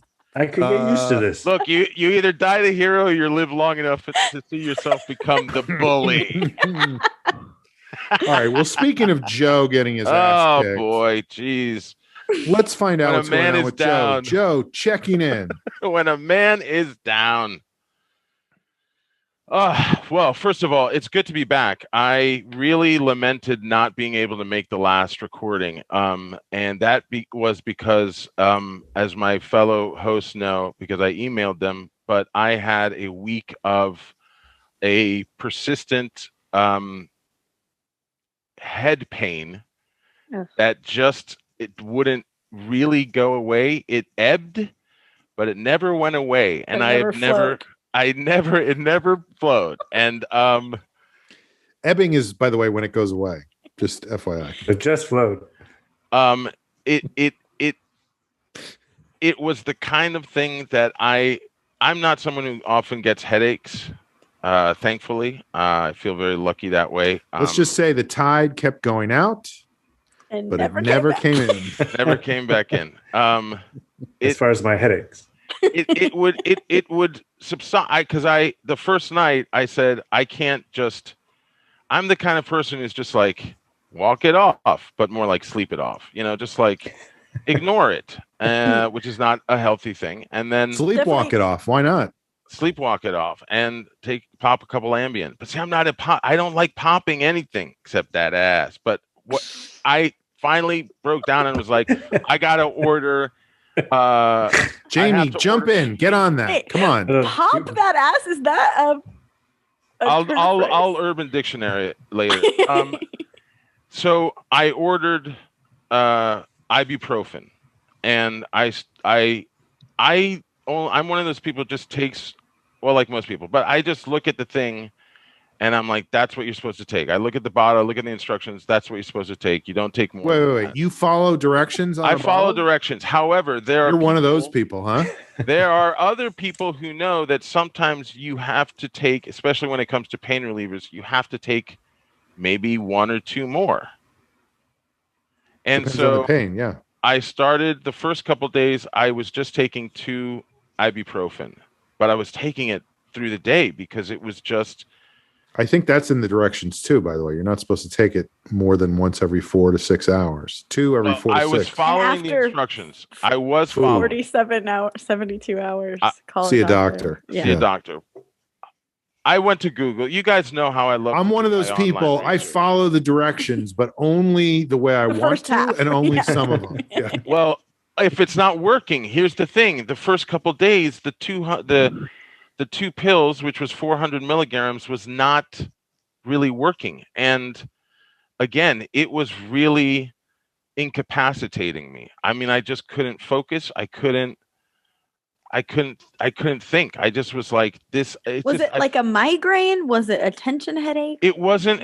At first, I like I told you, I mentioned to you guys, I thought it was tension headaches because the week before that recording was a terrible week, and it was a terrible week in LA, and it was a terrible week in so many ways, and I just thought, wow, I'm really stressing out. These are tension headaches, and then I go online and I start to try to read as much about headaches as I can, and I found one thing my doctor always says, by the way, when I go to see the doctor says, you shouldn't even mostly come to me. You should just read things online. That's the best way. You can educate yourself. That's the best way to reassure yourself. Well, and I can reach some. If you have a headache, knowledge. Yeah. Just look at screens. Like just that's another part of it. Yeah. Looking. That will help. Guys, I did temper my Jamie, come on. usage. You got to do one, Jamie. Fuck you, dude. Okay. Thank you, Jamie. We'll take it. Thank you, Jamie. Yeah. Hey, fuck you, dude. The worst bully, but he's still really good at it. Hey, you're giving me a headache, you fucker. I doesn't even know what they're talking about. Fuck you, dude. Every time. He's the golden one. What? Fuck you, dude. As I tried to get information, I learned about a head pain. It's technically not even a headache, but it's a head pain where the pain comes from the muscles in your neck. Mm-hmm.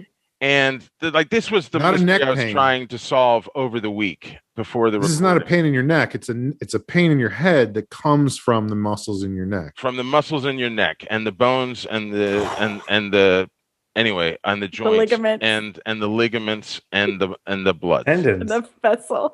And corpuscles, I think, as well are in there. And osmosis Jones. And and I found that there's and again, it is self-diagnosing. I'm not advocating that, but it helped me understand that I think what had happened is that after a year of essentially being on my couch, I fucked up my neck from sleeping on it so often and putting my neck on a pillow against the armrest and putting my neck at too much of an angle. And because the second day of the headaches, I felt pain in my neck. I felt twinging in my neck, and sometimes it's hard to turn. And could the pain in your neck have been due to something in your head? Well, the stress like certainly could wasn't it be helping like a vice versa thing? Like the pain in your head is from your neck, the neck in your pain is your. The stress wasn't helping it, but I just did think I had an epiphany, Jamie. And I think a lot, I'm saying this out loud to remind anyone if you're in a similar boat, you have been essentially doing a certain routine for a year, and there may be some physical positionings of how you've been doing things that can affect your body. And that week, it was my neck telling me, you can't keep sleeping like that. It's fucking up your neck, and now we're making you have this headache pain. And it was really, really unsettling. I just was like, that's why I really was trying to figure out like where's I don't like when my neck tells me anything about anything. I listened to it, and I started the week after I started doing neck stretching exercises in the morning. I repositioned the pillow. I've been sleeping on the bed. And after a week of making changes, it's gotten much better. It's been a huge relief. That's great. A huge relief. But now, yes, is any of that possibly because of your overdosing on painkillers? I don't think I've overdosed. I have read more into the ibuprofen thing, and granted, most of it is just like try not to have it on an empty stomach, because it can actually it can do a little more damage to your stomach and stomach lining and stuff. But I have only taken, I went up to 800 milligrams, 4 pills. And that was because a friend of the show reached out and said, I have had these headaches too. And it's from the same thing. It's from this muscle pain and muscle problems. And I take 800, and that's what it does. And I started doing it, and it really, really helped. It was enough that I had to take that much for it to really have an effect. Can I just say that in my head, I was going, wait, how could a friend of the show reach out to Joe when Joe wasn't on the episode because the head was bothering him? And right as I said that, Aaron was like, that's me in the chat. So it all made sense. Yeah. We're solving all kinds of mysteries today. Mm-hmm. So I want to use this opportunity to thank you all. Here we go. For I had a lot of fun today. Amber, it's good to see you. Joe, Sean, Jamie, I'm not going to say I'm happy. Jamie, I was going to say I'm not really that sad about you leaving the show at this point. You've really been ganging up on me, and I love it. It's, I think, great. It's been very hurtful, and it's cut me quite deep. All right, I didn't have a great show. A screening. Love you. Bye, guys. Love you. Come back soon. Love the D tip. So go ahead, Joe. What else? So as life is, though, you think, so after a week of actually doing some conscious changes to mitigate and to really help this pain subside, and it did. It really did. My head has been fine for like the last few days. Now I'm still tense as ever, but I don't have what feels like, in the cartoons when they would do, like, somebody with a toothache, they'd do the big sheet tied around their head. I felt like I had one of those, but with an anvil on the top of my head. Vice. That's just what it felt like. It just felt like this overall pressure and tension. And it starts to go away. And then about a day later, I start getting tooth pain, like gum pain. Come on, man. Gum pain right around here. And that was the last week where I was like, hey, I'm okay. And boy, did it really shook me to feel ill. I have not felt that during the pandemic, and that really spun me out. I felt very vulnerable and very nervous about it all, and I kept trying to get through each day, like, try this, do this. This should hopefully make it better. Take more hot showers, but then now I have this going, and I swear we should be sponsored by the American Dental Association. The ADA? Yeah. Let me write a letter to them. We are.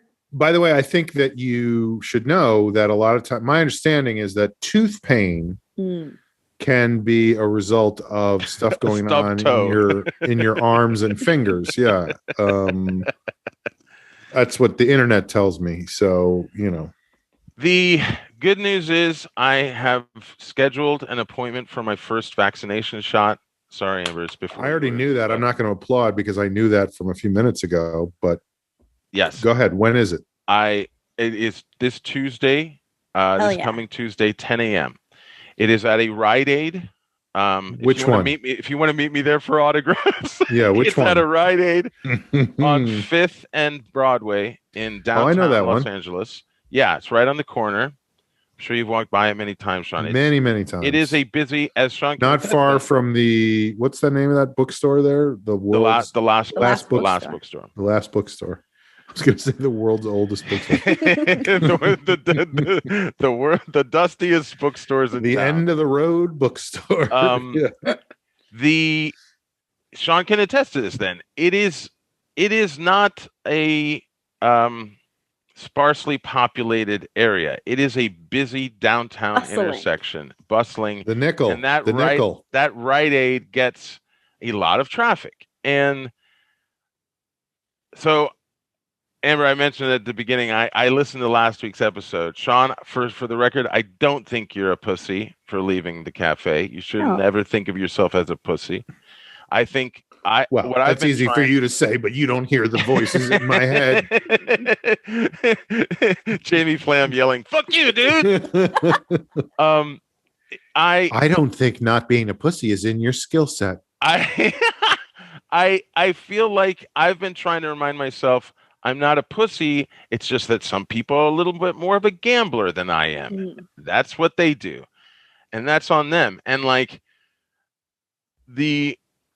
anxiety that I have coming up about going into the outside is I want to go on Monday morning just to check it out. I want to go there around 10 a.m. My appointment's to scope it. I want to do a little reconnaissance. You're Tuesday at 10 and you want to go Monday at 9? I want to go Monday at around 10. That's early for the appointment. I want to go around 10 to see what it's like, because none of the websites. Okay, so this guy's going to be here. I'm taking like old school spy photographs with my camera. What? 9:54 p.m. Man in raincoat walks by, suspicious. What are you going to do with that information? It's for my peace of mind. It's for your anxiety. It's for what will I be walking into? And even can I present a scenario and just say, like, I don't know if it's a good idea, because you're saying it's for your peace of mind, but all you have to lose is your peace of mind. You know, like, what if you go there? Because you're right. I mean, I could just convince myself it'll be fine. Yeah, and not go. Or that you'll be able to deal with whatever happens either way. Because look, let's be honest. Fifth. They call it the nickel. The nickel is a well-known drug bazaar, number one, and is highly populated with people who are unhoused on a regular basis. So most of them carry their stuff with them all the time. There's always people walking around with large bags of stuff, and you know. So let's say that two of those people are there on Monday morning at you show up at 9:40, you're taking notes, you're like, I see, you know, 9:47, two people. It doesn't even have to be those. It could be anybody. Two men show up and they bump into each other on the street. And you know, it looks like stuff is about to pop that ass, you know, and oh my goodness, this is a gritty corner. In a negative, I don't know what that means, but in my mind, it means things are about to heat up. They're about to fight. These guys are about to fight. And one guy twists the other guy's nose, which is a traditional way. Oh, I thought he was going to give him he twists his nose. He goes, "I twist your nose, sir." And the other guy goes, "I challenge you." He takes off one glove and he slaps the guy across the face and says, "I challenge you to a duel to the death. Meet me back here tomorrow at 10 a.m. with seconds, and one of us will walk away and one of us will never see the light of day again." So now probably fingerless gloves too, by the way. Whatever the case. Now you know there's going to be a duel fought there the following day. Does that change your plan? Yes, it does. I would. Do you go back and reschedule your appointment? Yes, if there is a duel happening in front of the Rite Aid at 5th and Broadway before my vaccination appointment, right now today on the podcast, I do say that I will not go in ahead of time. Yes, you're just going to show up day of. No, I won't go. No, he's saying he won't go if he knows. I'll reschedule. I will reschedule. Because here's the other scenario. Is you don't go to scout the location, which you've been by a million times. You know what it looks like. I have a sense of it. Yes. It's not going to change your sense of it. Right. It's not going to change your sense of it. It's just going to make you more anxious if you go there the day ahead of time. Now, what happens if you show up the day of, right? Again, it's 9:54. You arrive. Take a right here. You arrive to the ShopRite. What's it called? The Rite Aid? CVS? It's a Rite Aid. You get there. There's two guys. Each of them has a guy behind them. So 4 guys. The 2 guys in front are face to face. The guys behind them each are holding a box. This is a big problem. They open the box. Each of them pulls out a pistol. They stand back to back, and are they like flower boxes, like the long ones? No, they're like wooden boxes that you keep a pistol in. So gotcha. They pull out the pistol. Lined. Velvet lined. Thank you. Yes. Gotcha. Period. Okay. So they each pull out, and a guy drops his handkerchief, and they each take 10 steps in opposite directions, you have to walk between them to go into the drugstore.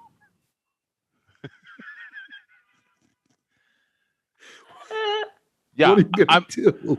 I'm going to obviously I'm going to be curious. Obviously, I'm going to be curious. Are you going to go in or are you going to reschedule? I think that I honestly, because these guys have they have 3 more steps to go, and you have to decide right then. Right. They're going to turn around, and you know what's going to happen. They're going to shoot at each other. One of them might, because it's all about you have one shot. Like you don't get a Eminem. One of them might Hamilton. just be the guy who's like, I don't want to kill this man. He is my friend. And I know things have escalated between us. They've gotten way out of control, but I do not want to kill this man. So he's going to fire straight up into the air, and the other guy has to draw a bead on him. And he's like, no. Sean, if this happens, I'm killing you. If this so happens, Joe, what would you do? Just answer the question. Are you going to reschedule? This is your new network show. We're revamping What Would You Do? There's duels happening in front of drugstores. On 5th in Los Angeles. I'm going to say this. I've never seen a duel like that before in my life. If that's happening the way you've described it now, if it happens like that, if that happens Monday morning, first of all, I will text you guys. Thank you. I will immediately. I feel like videotape if possible. I will try to video it. World Star. I will stay. Here's my decision. I will stay and watch. I want to see who wins. Did you see that duel on World Star? It was amazing. But I will reschedule. Which one? Are you talking about the rapier duel or the? No, it was the pistols. The pistols. Yeah. So I hope that doesn't happen. But my appointment is on Tuesday at 10 a.m. And I think that I will be okay. But I'm just going through the last few days of preparing myself mentally to go outside and to be in a situation I haven't been in, and to sit there inside for what will be the 15 to 20 minutes that they say you have to sit at the place where you are vaccinated so that they can monitor you for that. And I'm like, I actually saw someone's picture online from a online or inline? Online from where they were sitting in a CVS, having just been vaccinated. They were sitting, it looked like they were in the middle of the card aisle, which maybe is their waiting area. That's the thing, Sean. I think the reason why I want to go is because I just want to see what the setup is. I kind of just want to get an idea of what the setup is, where they're doing the vaccinations, where they're having the waiting area, where they have the sitting after area. I just want to get a lay of the land. And so that I feel like when I go in Tuesday morning, I'm prepared. I feel prepared.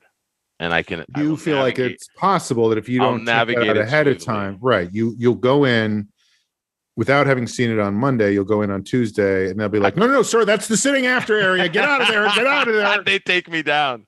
Right. I just want to feel like I navigated as smoothly as I can. From guy comes in, he's just wandering all over the place. He's knocking shit over. He's like, I'm like, dude, did you not come the day before to see where you were supposed to go? And Aaron is right. I will be double, triple, quadruple masked, scarf, foam, double foam, probably. I'm just, this is the big one for me. I've been actually really dealing with what's so fucking annoying, which is anxiety coming from doing the right thing, from doing a thing that you need to do. And but I want to do it. I want to do it as soon as I can. And if anyone still hasn't looked it up, my findmyvax.com is a good site that I used. I looked at some of the city stuff, but I like Amber. That's the thing. I feel. Wait, what are you saying? What city stuff were you looking at? I looked at some of the Los Angeles listings for vaccination sites, but I also used a site called findmyvax.com, which was helpful. It tells you how many. You know that's real? Yes. Okay. Yes, it's a verified account.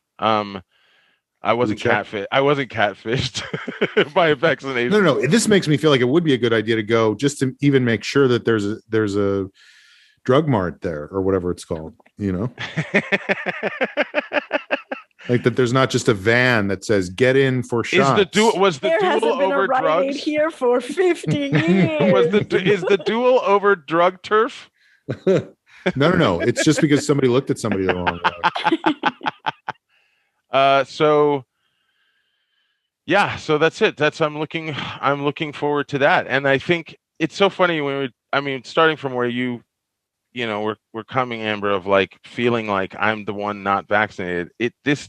As former host and friend of the show, Eddie Pepitone likes to say, not to come at, and this feels like one of the ultimate not to come ats right now, which is I'm vaccinated, or I've got at least my first shot, or I'm on the road to being vaccinated. And it's like, I think some people, I appreciate all the photos people are posting online, and I think that's good. But I can also recognize that some people are being more private about it,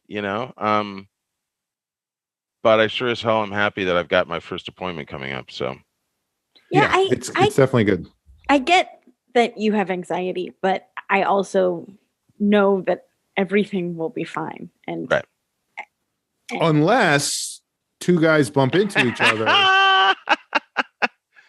If you believe in that whole parallel universes thing, that is happening in a universe. Do you think that anything could change your mind about going when you go tomorrow? Monday. I thought you were trying to talk him out of getting a vaccine. No. So what are you doing now? Do you really think this is a good idea? I'm just saying, like, I think, some of this could be hype. Have you read everything? Mom, Gloria, I canceled my appointment. My friend bullied me into not getting the vaccine. No. I'm saying when you go on Monday, is there anything that will make you go, this is a bad idea, I'm not going to go? Well, and here's the thing about the recon. There is absolutely no guarantee that tomorrow morning isn't a completely different morning. And, it's not what I observed, but those are variables. I'm thinking about just going in. Right. What happens if at the end of the day on Monday, they go, guys, we have this place arranged all wrong. Tomorrow, wow, we're moving the sitting after area to the sitting before area. The sitting before area is going to be the vaccine area. And here's the key. Are in the back, not the front. Don't put up any signs and don't tell anybody when they come in. They have to have been here before and know exactly where they're going. I will think of, I will be a coach. Like Jamie said, I will be a coach for myself. I'll tell myself that I can get through it and it'll be okay. And I'll say a little prayer and get a freaking shot. Love that. And if you haven't done it, look it up. Well, congratulations. I think that's me bullying the listeners. I think it's good that you're getting a shot. I think the reconnaissance is of questionable value, but who am I to disagree? As I think it will help me. I think Annie Lennox would say, yeah, if it helps you, great. Just to make yourself feel more comfortable, like it's a place you've been before. I've never seen them vaccinate people. I've never seen them vaccinate people. That's I know that anxiety, it's something that I mean, on my drive home from the cupcake shop, I was like, I need to see a psychiatrist. Like, this is real deal anxiety that is paralyzing. And what if you went to your psychiatrist's office and as somebody was coming out of the office, they were like, so I'll see you back here tomorrow at 10 a.m. Pistols. But to Joe's point, I do find I think that I'm someone who has anxiety. Last week, Sean, you were saying that you pieced it together that you're someone who doesn't like walnuts and brownies. Mm-hmm. I have pieced it together that I am somebody who has anxiety. And oddly enough, spending a year in a pandemic has not helped things because there's a lot of activities that I think cause, I'll say present tense, stress and anxiety. But I've I've developed calluses. I've done them so much that I'm able to just do them. But I've spent so much time not doing them that I feel like I may have regressed. To Joe's point, why I brought this up again is doing things for the first time, like a new location, and not knowing at all like what the parking looks like, where the entrance is, how to do it, does cause more anxiety than if I went the second time. To Sean's point, it does seem like a store that you've been to before, so it isn't exactly that. I see both sides. I'm Switzerland. Good night. The great debate of tonight's show. Have you been there? Yes, I have been in there, but I haven't seen them do vaccinations. We'll see how it goes. I feel like I did something. For all the freaking headache and all the toothaches, what got me through, two things got me through. One is that I did the thing that I was supposed to do. I am looking forward to it. And two, I'll jump ahead and announce that my co-writer and I are at 63 pages. We're very close to finishing. That has been a real lifeline, and I'm very excited. We're very excited about just feeling the achievement of just fucking writing the thing, the first draft done. It's real. So I tried to pick up the week, and it's felt better, and I was really looking forward to being back on the show. And I loved watching. I loved watching you guys last week because all the anxiety that you guys were talking. Amber, I really was like talking back to the screen. Like I just was like, yes, like 90% of what Sean's talking about, the 10% I don't. The other are the weird wordplay jokes, but the 90% of like the 90% of. Are you talking about when I did? Yeah. Well, I don't want to. It doesn't. It's not okay. Go ahead, Joe. Sean's new cinematic entrepreneurial ventures, the plans, all that stuff is where I'm trying to be at with this script and with my co-writer, and like looking ahead and like how to build a pitch deck for this script, and which is the tool used to help pitch ideas. And thanks, Joe. Thanks so much for anyone not familiar with the process. I've been trying to really Hollywood keep thinking ahead of whatever it is that has to get you to that goal, and learning more stuff along the way. I've never put one of those together, but I've started. Thanks for telling me what a pitch deck is, William Goldman, the king of Hollywood. Here comes the glove slap. Anyway, so that's where I'm at. So that's how many pages you have. You have 63 pages. Does that mean you don't have a parting shot now? No, I do have a parting shot, and I'm so glad Amber is here for it. Oh boy. All right. Well, speaking of which, you get a dog. Here we go. It is time for a segment on the show that we like to call Parting Shots. So let's start today. Why don't we start right where we left off with Joe? All right. I have one fun one and one serious one. The serious one is Amber has mentioned you've taken these like de-escalation seminars or that kind of stuff, right? Some of that stuff. And I saw a friend on a Twitch show, on a streaming Twitch show, talk about attending something like that, one of these kind of programs or educational seminars about de-escalation techniques and how to deal with people in crisis situations and stuff. Or step in. How do you bring yourself to step into escalate into a thing? Well, in an effort. Let's ramp this up, guys. Well, let's party. Did you hear what she just said? You guys like to party? I think the stakes are higher than you guys are. And this guy said that he learned 2 prompts from the program, and maybe you've heard these, Amber, I don't know, but the 2 prompts he said that they were telling them about were asking 2 questions. One, to one party, what do you need? And to the other party, what do you want? And I thought it made a lot of sense. And he actually talked about how he literally the day after heard a fight between a couple in front of his apartment complex. And he went in, he got dressed, he went outside, He approached them, used those prompts, diffused the situation, helped the woman. It was a domestic argument, a boyfriend and a girlfriend thing. He helped the woman get a car to leave. He helped the guy calm down and just put some distance between them. And I just thought I would like to.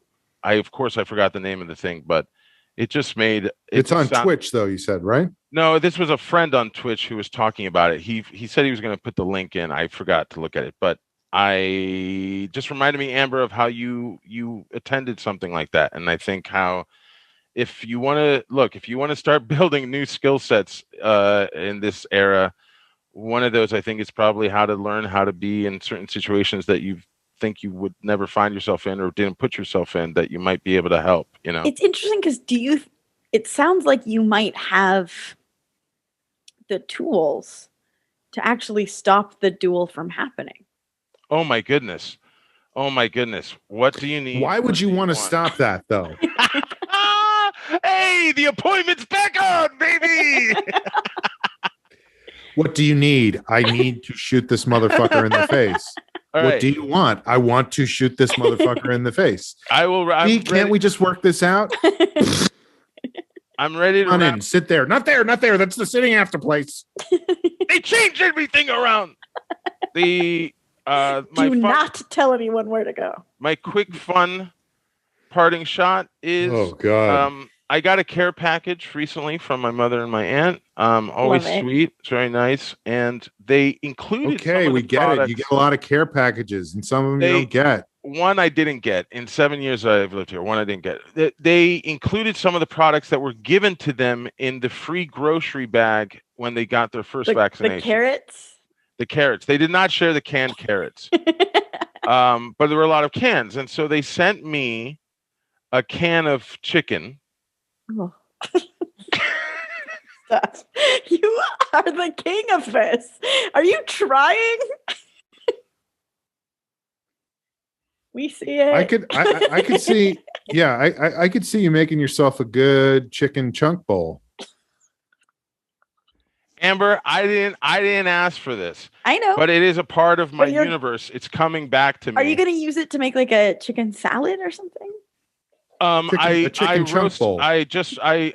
roasted it up in a pan and I threw in some rice and I just had a nice little comfort meal of chicken and rice. But you don't have a cat, no? I don't. If you did, you could have just given it to him. But if you don't have one, you might as well eat it yourself. Do I? If you had a cat, I'd be so pissed at you that we haven't met this cat yet. I literally muzzle the cat every podcast recording with a little red ball gag. You sit right there. Don't be cute. Now, if I'm not mistaken, that chicken had rib meat, right? So it was not the best chicken. Yeah, Sean, you want me to show it again? I'm good. It does have chicken breast with rib meat. With rib meat. It's a great. I didn't know breast. chicken it's under had the ribs. breast. I didn't know chicken had ribs. What do you think was supporting the breast? I never thought of a chicken's ribs. You think that it's just like a bowl of meat? Yeah. You ever have spare ribs? What did you think that was? Come on. Are you saying a bird skeleton? Bird skeletons have ribs. You learn something new every day when you're really stupid. No. Did you ever have buffalo ribs? What do you think that was? I've had buffalo. The signature dish of the Anchor Bar and buffalo. But a buffalo is not a bird, is it? Buffalo ribs. No, come on, man. Don't fuck with me.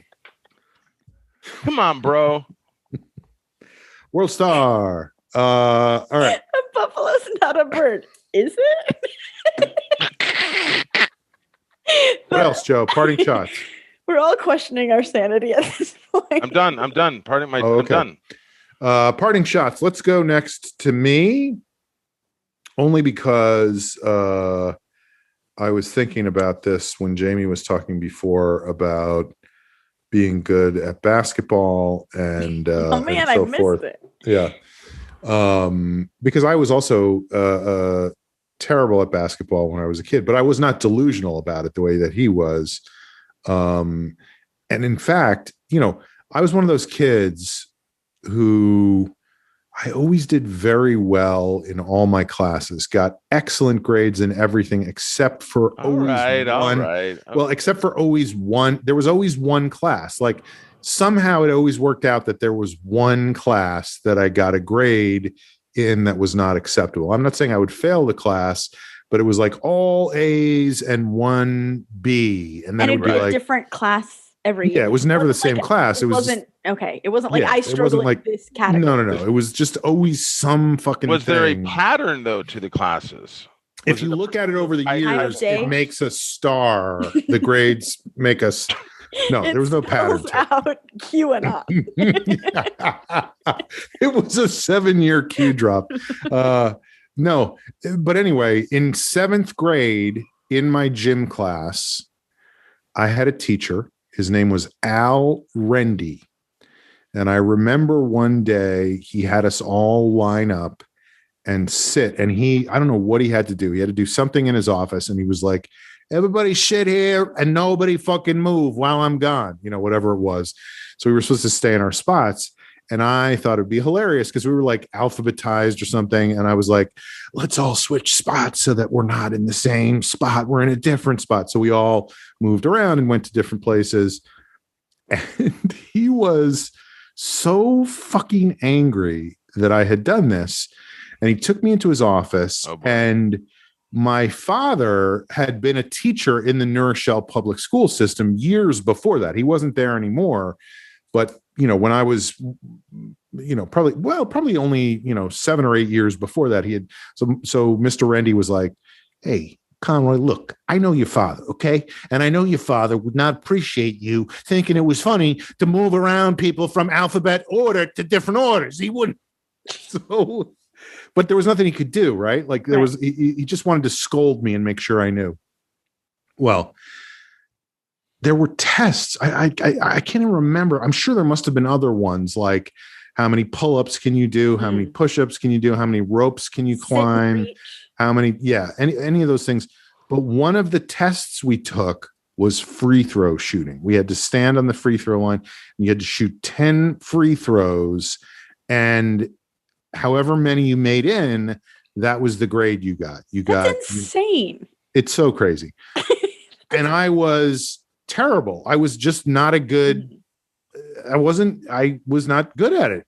So I missed all my free throws. They call them free throws because they're easy. For me, they were not easy. They were not possible. I missed 10 free throws. I got zero. I was 0 for 10. Throws. Well, my report card. This is 7th grade. 7th grade. You failed. I get my report card. No, didn't fail, but I got a C in gym. And my parents were like, what is wrong? How do you get us? Who gets a C in gym? Who gets us?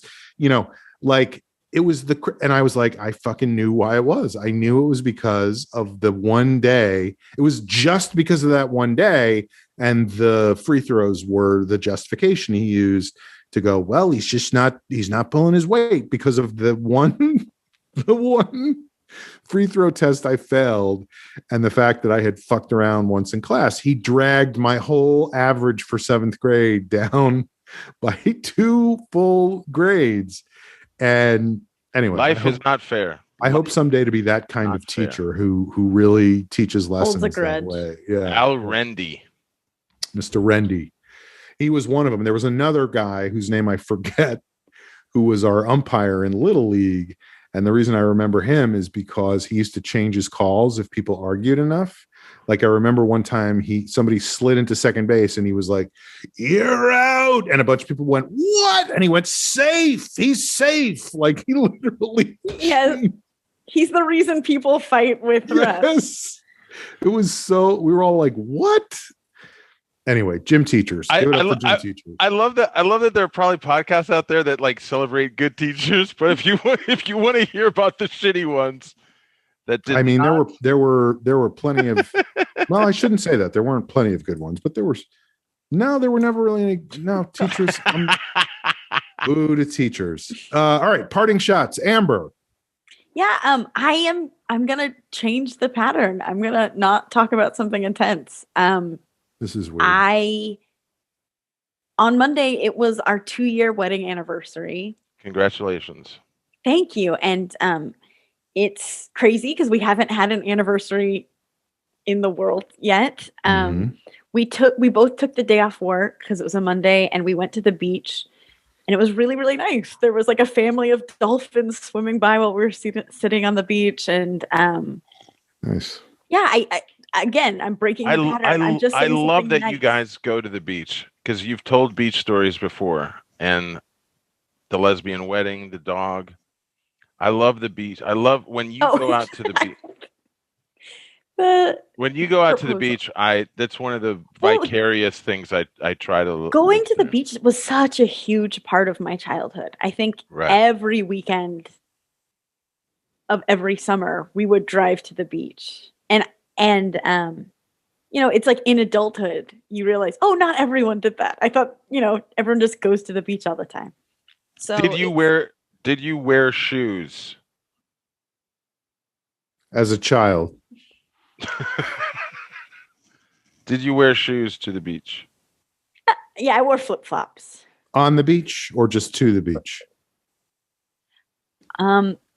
Just to the beach. Did you wiggle your toes in the sand? I did. I did. I read a book. I picked up a book because I like a nice light read on the beach. They call it a beach read for a reason.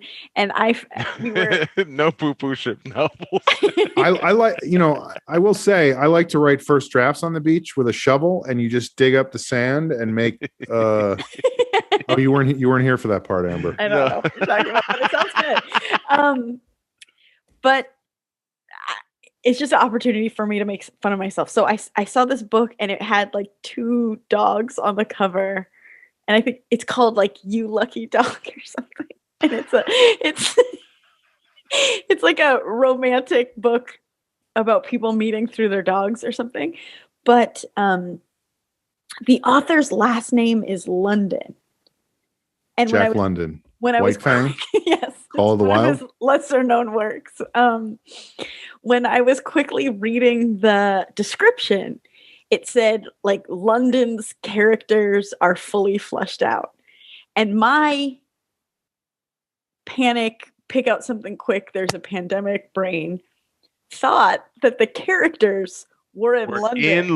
Yeah, so I was like, great. I want to read a book about adorable British people and their dogs, and it is not. They're in Texas. There's probably not a duel in the book, is there? Because I was like, Jeff, I certainly find Galveston to be a wonderful town, but it's no Corpus Christi, if you ask me. Well, yeah, that's.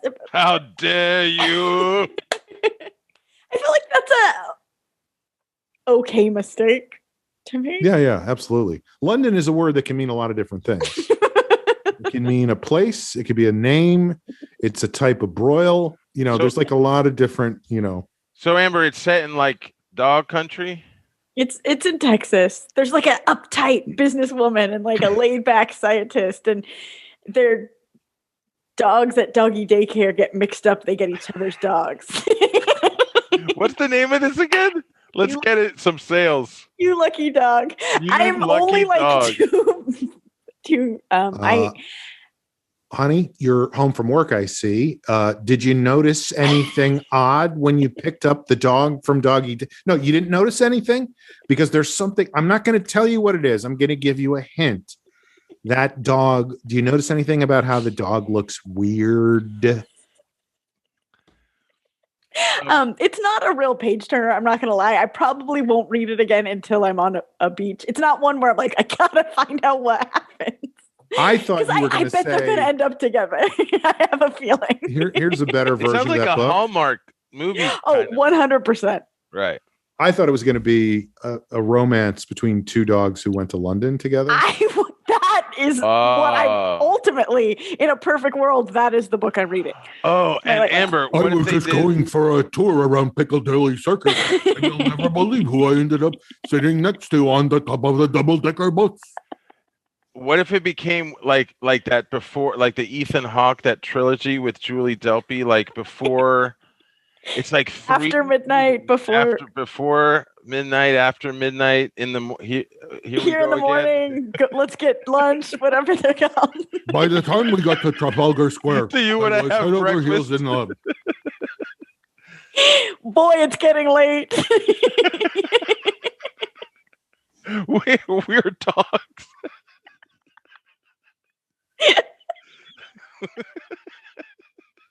So yeah, that's my parting shot. You lucky dog. Get it at your local bookseller. And our anniversary. So now we've had 2 anniversaries, and both times I've had a card from Jeff that says next year we'll do something. so we'll see if we're gonna continue the jinx. Fingers crossed. Yeah. Fingers crossed. Did you give him a card that just said "you lucky dog"? In it? It's our cotton anniversary. 2 years is cotton. So I got him a bunch of loungewear pants. But I'm really bad with gifts because I got them ahead of time because I wanted to make sure they would come in time. I ordered them. And then as soon as they came, it was like a solid month before our anniversary. And I was like, I just want to give you it right now because I want you to use it. Because if it warms up, you won't want to be wearing lounge pants. So I want you to be able to wear these lounge pants. So happy anniversary. And he's like, you're the worst. So you got to time it out right. You got to time it out right. February. Yeah. It was chilly. Yes, I'd like to order 2 pairs of lounge pants, but please don't deliver them before. Right. They're like top of the line. They're like nice. It was like a nice present. Nice. All right. Well, this feels like a good place to take a break. So let's do that. Please, God, no. I have to go to bed. By the way, I should say that I was just kidding about teachers before. I'm a big fan of teachers. I think you are a teacher. You have been a teacher. No, we love we love teachers. We love teachers. Sean, I'm just saying sometimes we talk about when they affect us. Sean, you joke about it a lot, so I can't tell if it's true. But do you check TikTok? No, I don't. But I go on my Instagram sometimes and just hit search without entering any search terms. Mm-hmm. And then I can scroll through and there's always there's weird pictures or whatever. But then there's also always TikToks that come up. Well, because for whatever reason, TikTok has an algorithm where it shows you what it thinks you want to see. And I'm deep in teacher TikTok. Oh, really? I have a lot of tips for your kids or complaints about, and it's, I like it. It is interesting, but I'm like, do they think that I'm a teacher?